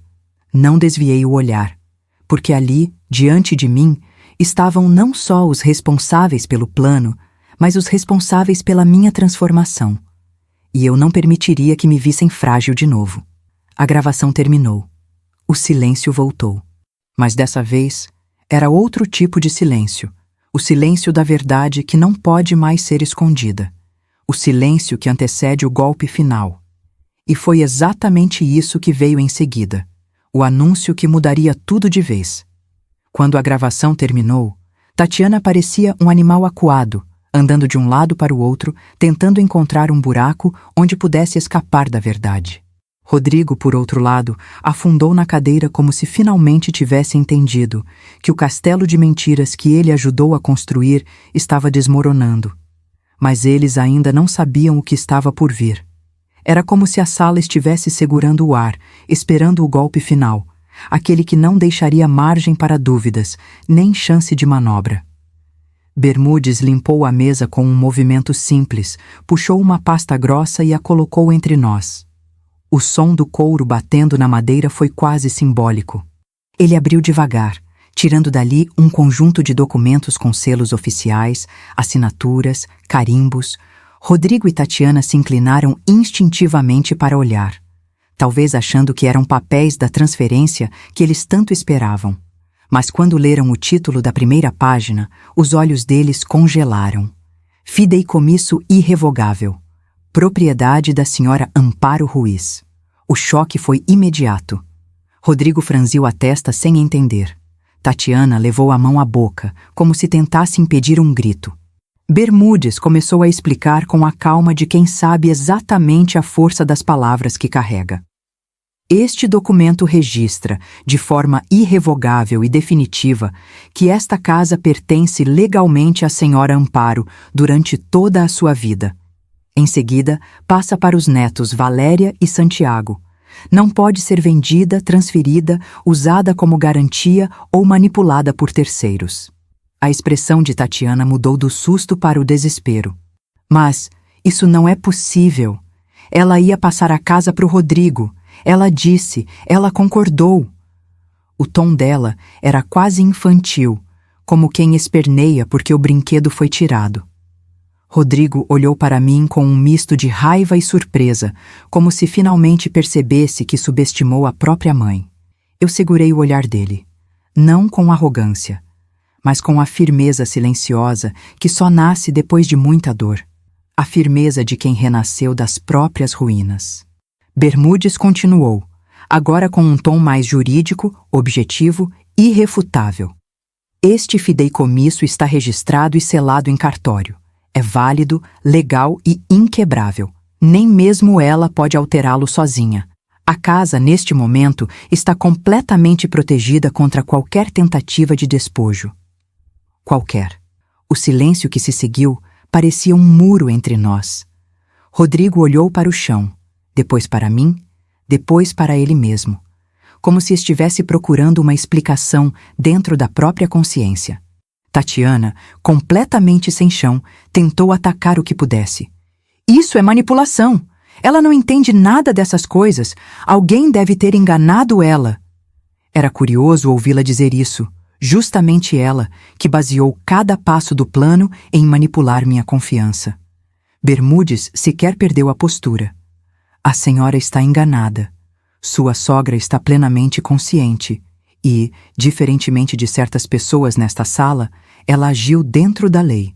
A palavra lei doeu neles como uma bofetada. Eu permaneci calada. Não precisava dizer nada. Aqueles documentos falavam por mim. Falavam por Ernesto, falavam pelos meses de abuso silencioso que eu aguentei. Falavam por todas as noites em que me senti diminuída. Pela primeira vez, eles estavam tendo que encarar não a Amparo frágil, mas a Amparo protegida. A Amparo que aprendeu. A Amparo que resistiu. A Amparo que finalmente deu um basta. Quando Bermudes fechou a pasta com a palma da mão, o som selou mais do que um documento. Selou um novo capítulo. Um capítulo onde ninguém mais tomaria decisões por mim. Onde ninguém mais apagaria minha história. Onde ninguém mais pisaria no que construí com tanto amor. E o melhor de tudo é que o golpe final ainda não tinha acabado. Porque, depois de proteger a casa, chegou a hora de cobrar o que eles tiraram de mim e do Ernesto. Depois que Bermudes fechou a pasta do fideicomisso, o silêncio na sala ficou ainda mais pesado. Tatiana parecia ter perdido o chão completamente. Rodrigo, por sua vez, tinha aquele olhar de quem finalmente percebe que não tem mais para onde fugir. Mas Bermudes não terminou ali. Ele se inclinou para a frente, entrelaçando os dedos, e adotou um tom ainda mais firme.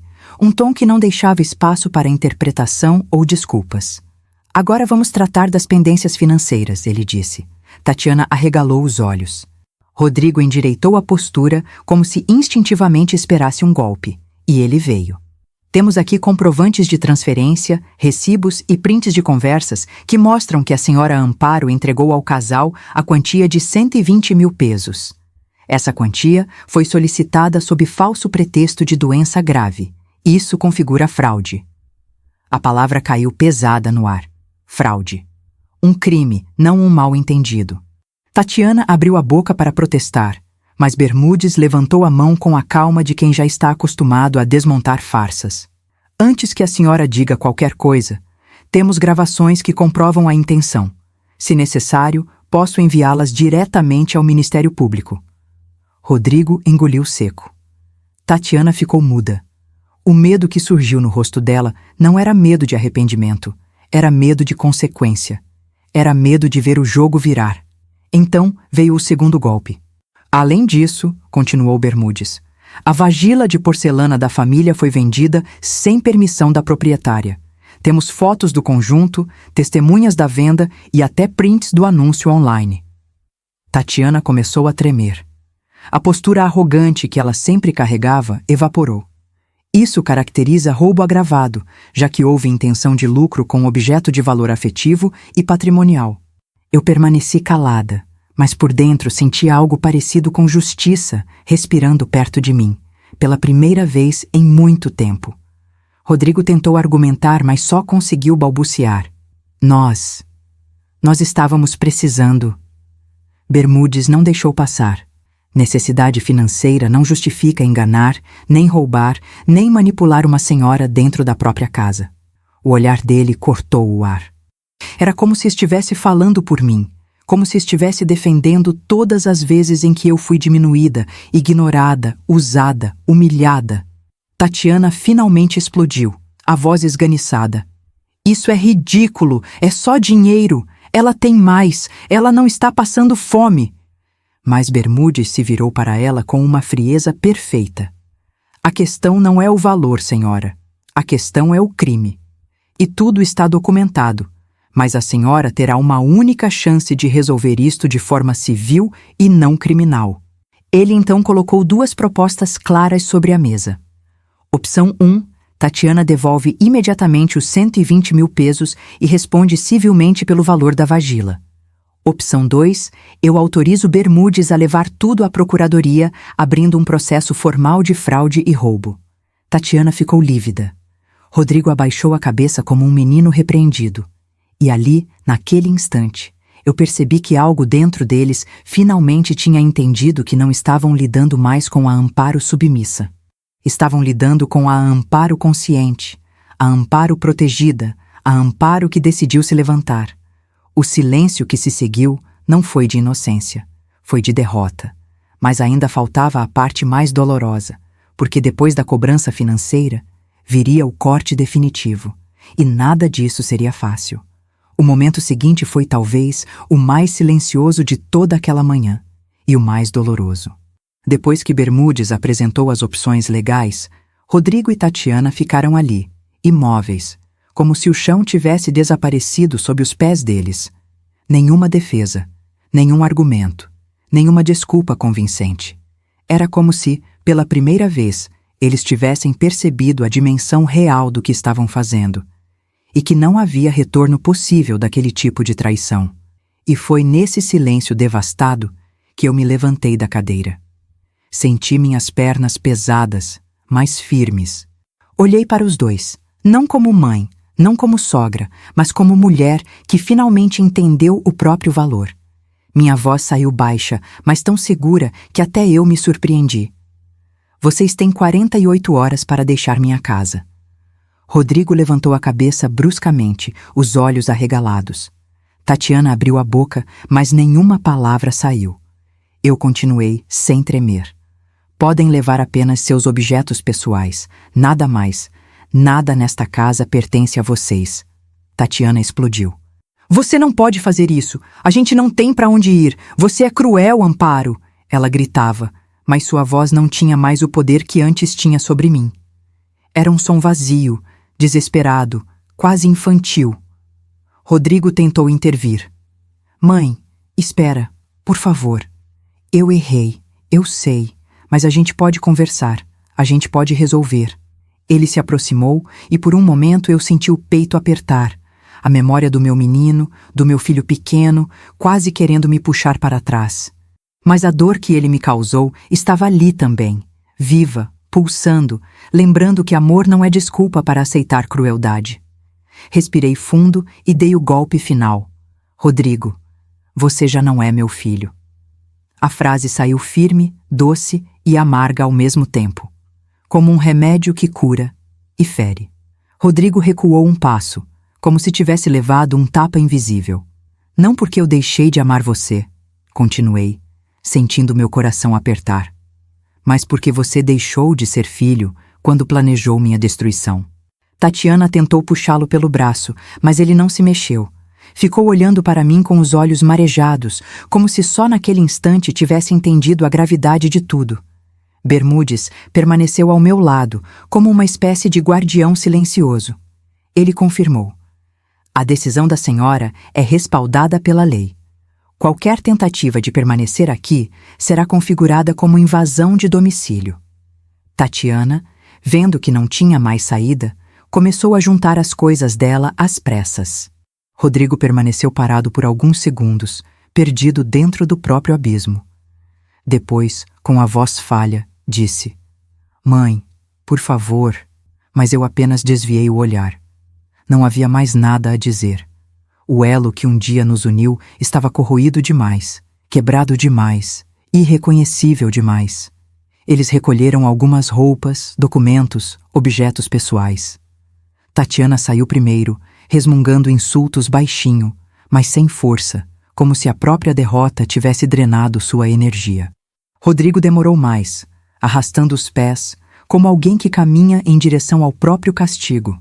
Quando ele passou pela porta, virei o rosto para não vê-lo ir. Não porque eu estivesse sendo cruel, mas porque, se olhasse por mais um segundo, talvez minhas lágrimas me traíssem. Quando a porta finalmente se fechou atrás deles, senti um silêncio diferente. Não o silêncio pesado da manipulação, mas o silêncio que chega depois de um furacão. Devastado, mas livre. Eu apoiei a mão no peito, respirei fundo e permiti que as lágrimas viessem. Não eram lágrimas de desespero. Eram lágrimas de libertação. Era o fim de um ciclo que me esmagou, mas também o início de um renascimento que eu ainda não entendia completamente. E apesar de tudo, apesar da dor, apesar da perda, eu sabia. O pior havia passado. Mas o processo de cura ainda estava longe de terminar. E para isso, eu precisaria enfrentar a parte mais difícil da jornada: conviver com o vazio que meu próprio filho deixou para trás. Quando a porta se fechou atrás deles, senti como se toda a casa tivesse segurado a respiração junto comigo. O silêncio que ficou não era apenas ausência de som, era ausência de ameaça.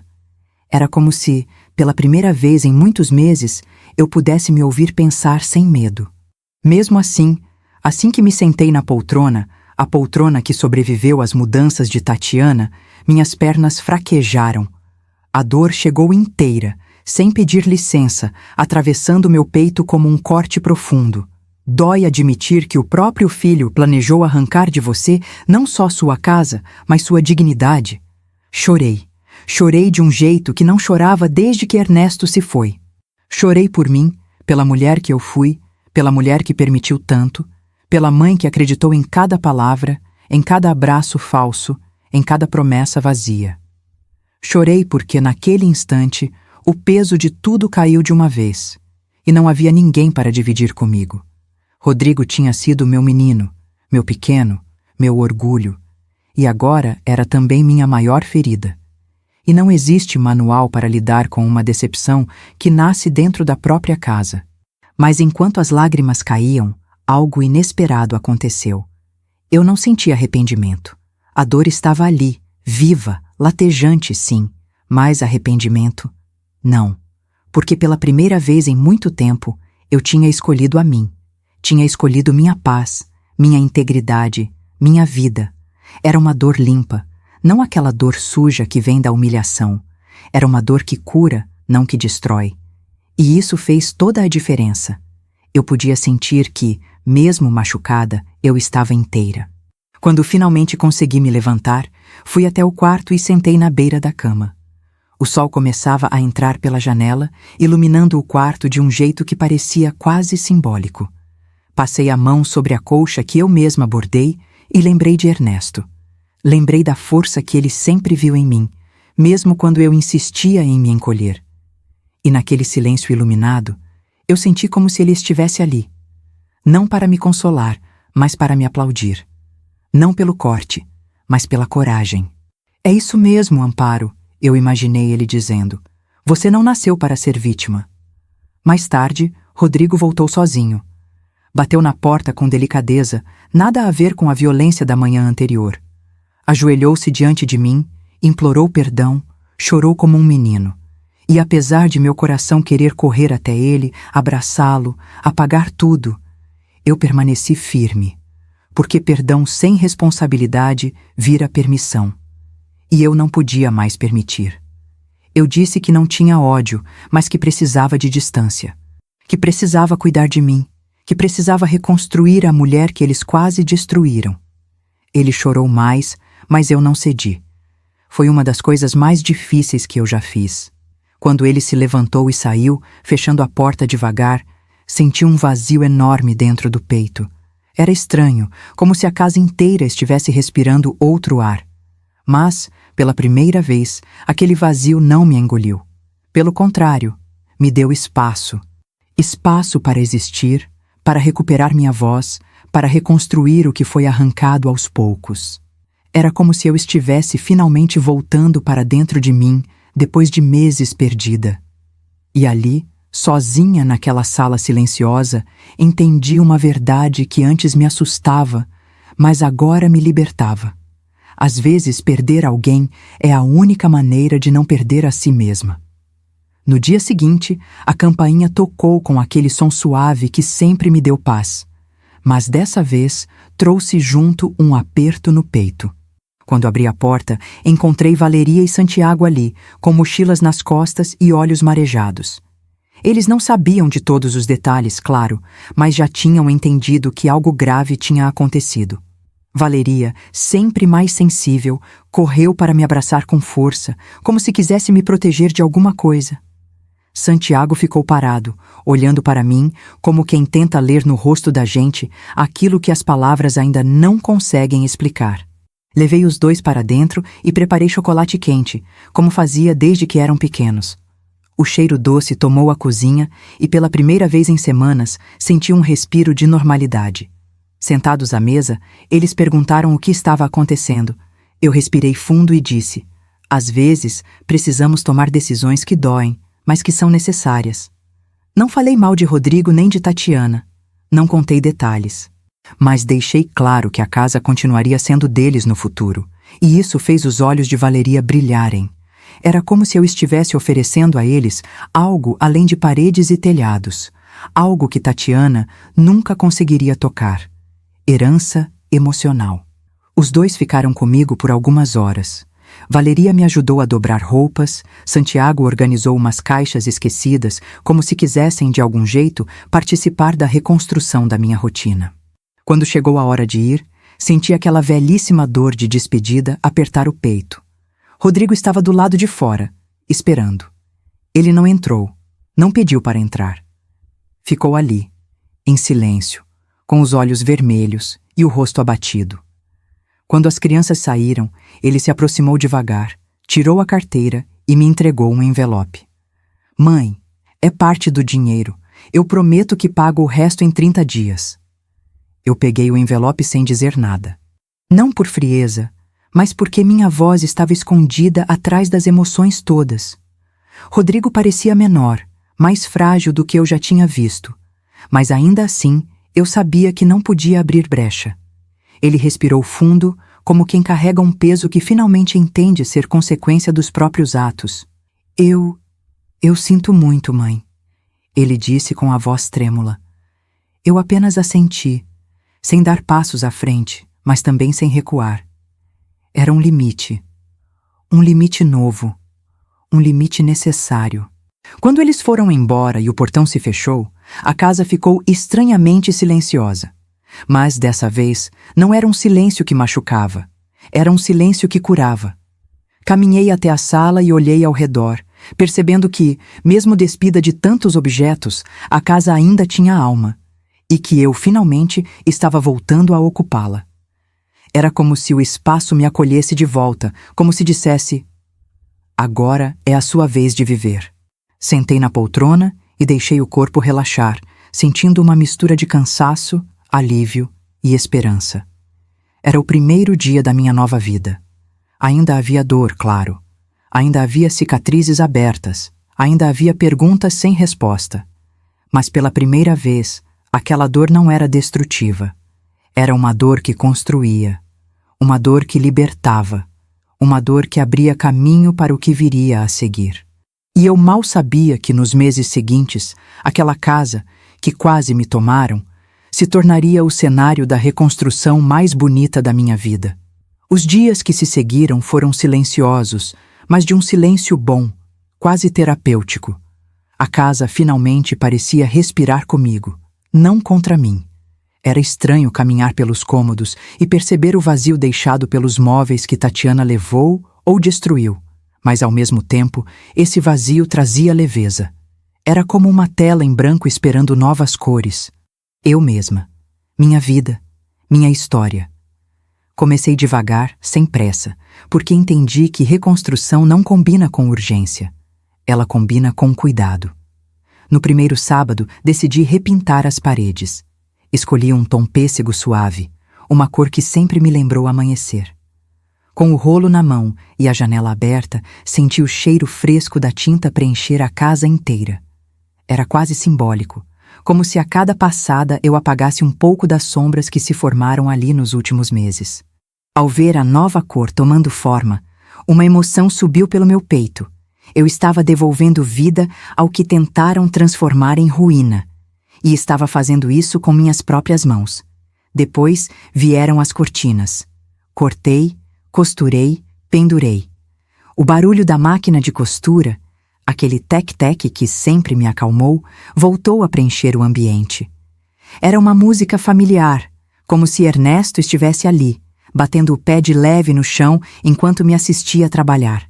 Coloquei também as fotos dele de volta aos lugares que ele gostava. O porta-retratos de madeira, o nosso álbum de viagens, a foto da nossa primeira casa. Cada objeto recolocado era como devolver um pedaço meu para onde sempre pertenceu. Com o tempo, também fui me reconstruindo por dentro. Me matriculei num curso de pintura no centro comunitário. No começo, achei que não ia conseguir segurar o pincel sem tremer, mas pouco a pouco minha mão recuperou firmeza.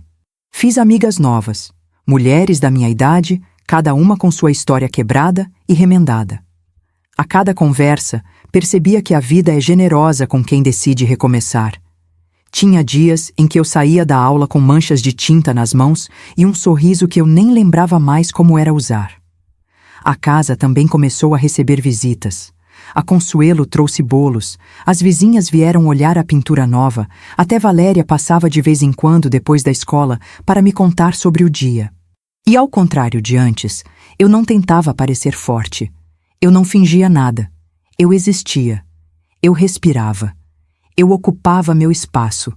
E isso, mais do que qualquer reforma, foi o que realmente transformou o ambiente. Porque a casa é reflexo da gente. E quando a gente renasce, ela renasce junto. Às vezes, ainda sinto uma pontada quando olho para o quintal e lembro da conversa que mudou tudo. Mas essa pontada não me derruba mais. Hoje, ela me lembra que sobrevivi, que resisti, que fiz o que precisava fazer, e que por mais doloroso que tenha sido perder o filho que eu imaginava ter, eu ganhei algo que acreditava estar perdido para sempre. Minha própria voz. E assim, entre tintas, memórias e novos começos, descobri que reconstruir não é apagar o que aconteceu. É transformar o que restou em algo que nos devolve dignidade. E eu ainda nem imaginava que uma ligação de Valéria, meses depois, traria a peça final desse quebra-cabeça emocional. Foi numa tarde tranquila, daquelas em que o sol entra pela janela desenhando listras no chão, que o telefone tocou. Era Valeria. A voz dela, normalmente doce, vinha carregada de tensão. Abuela, preciso te contar uma coisa. Naquele instante, meu peito se apertou. Não era comum ela falar assim. Sentei devagar na poltrona, como se já soubesse que algo importante estava por vir. O silêncio dela do outro lado me dizia tudo antes mesmo que as palavras chegassem. E então vieram. Curtas, diretas, dolorosas. Tatiana, ela foi embora. Aquela frase ficou ecoando no ar como um sino distante. Valeria explicou que, depois de tudo o que aconteceu, a convivência entre ela e Rodrigo virou um campo de batalha. Brigavam por dinheiro, por culpa, por ego. Até que, de repente, Tatiana simplesmente arrumou as malas e saiu sem olhar para trás. Abandonou Rodrigo, deixou os poucos pertences que ainda tinha e foi embora com um homem mais jovem, com quem ela aparentemente já falava há meses. A revelação caiu sobre mim com uma mistura de surpresa e confirmação. Enquanto Valéria contava mais detalhes, eu senti algo curioso acontecer dentro de mim. Não havia ódio, não havia revolta, não havia aquele gosto amargo de vingança que muitos acham que deveria existir em momentos assim. O que eu sentia era uma espécie de clareza, um encaixe, como se uma peça finalmente tivesse sido colocada no lugar certo do quebra-cabeça. Tatiana nunca me odiou. Ela só nunca me viu. Nunca viu ninguém além dela mesma. Rodrigo, por outro lado, se cegou por escolha. E aquela combinação explodiu sozinha, sem que eu precisasse mover um dedo. Valeria continuou, dizendo que o pai estava devastado. Que pela primeira vez ele parecia realmente enxergar o que tinha perdido, o que tinha destruído, o que tinha sacrificado por alguém que nem ao menos ficou até o fim. Ele está começando a entender, abuela, ela disse, com uma tristeza que não era dela, mas por ele.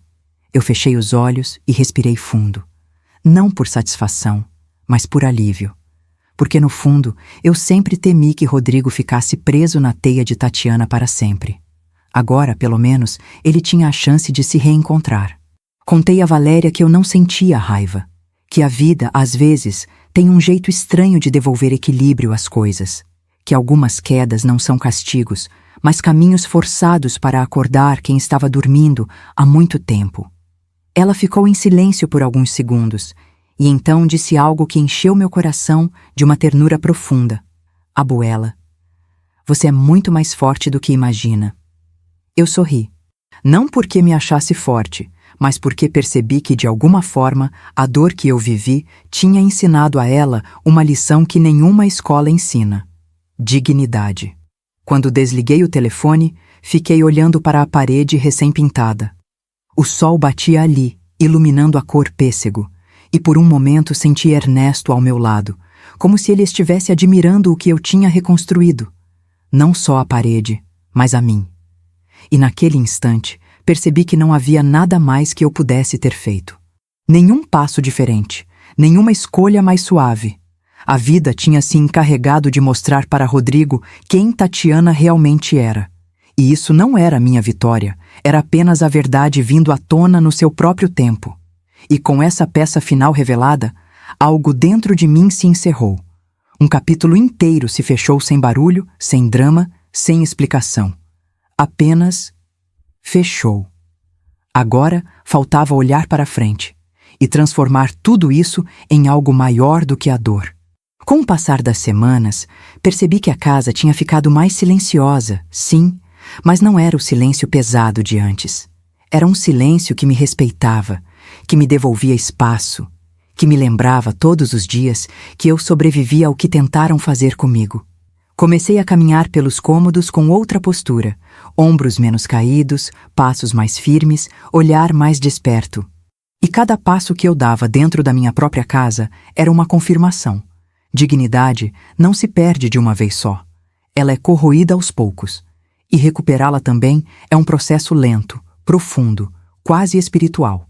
Eu passei muito tempo refletindo sobre amor, sobre família, sobre o limite invisível entre ajudar e se anular.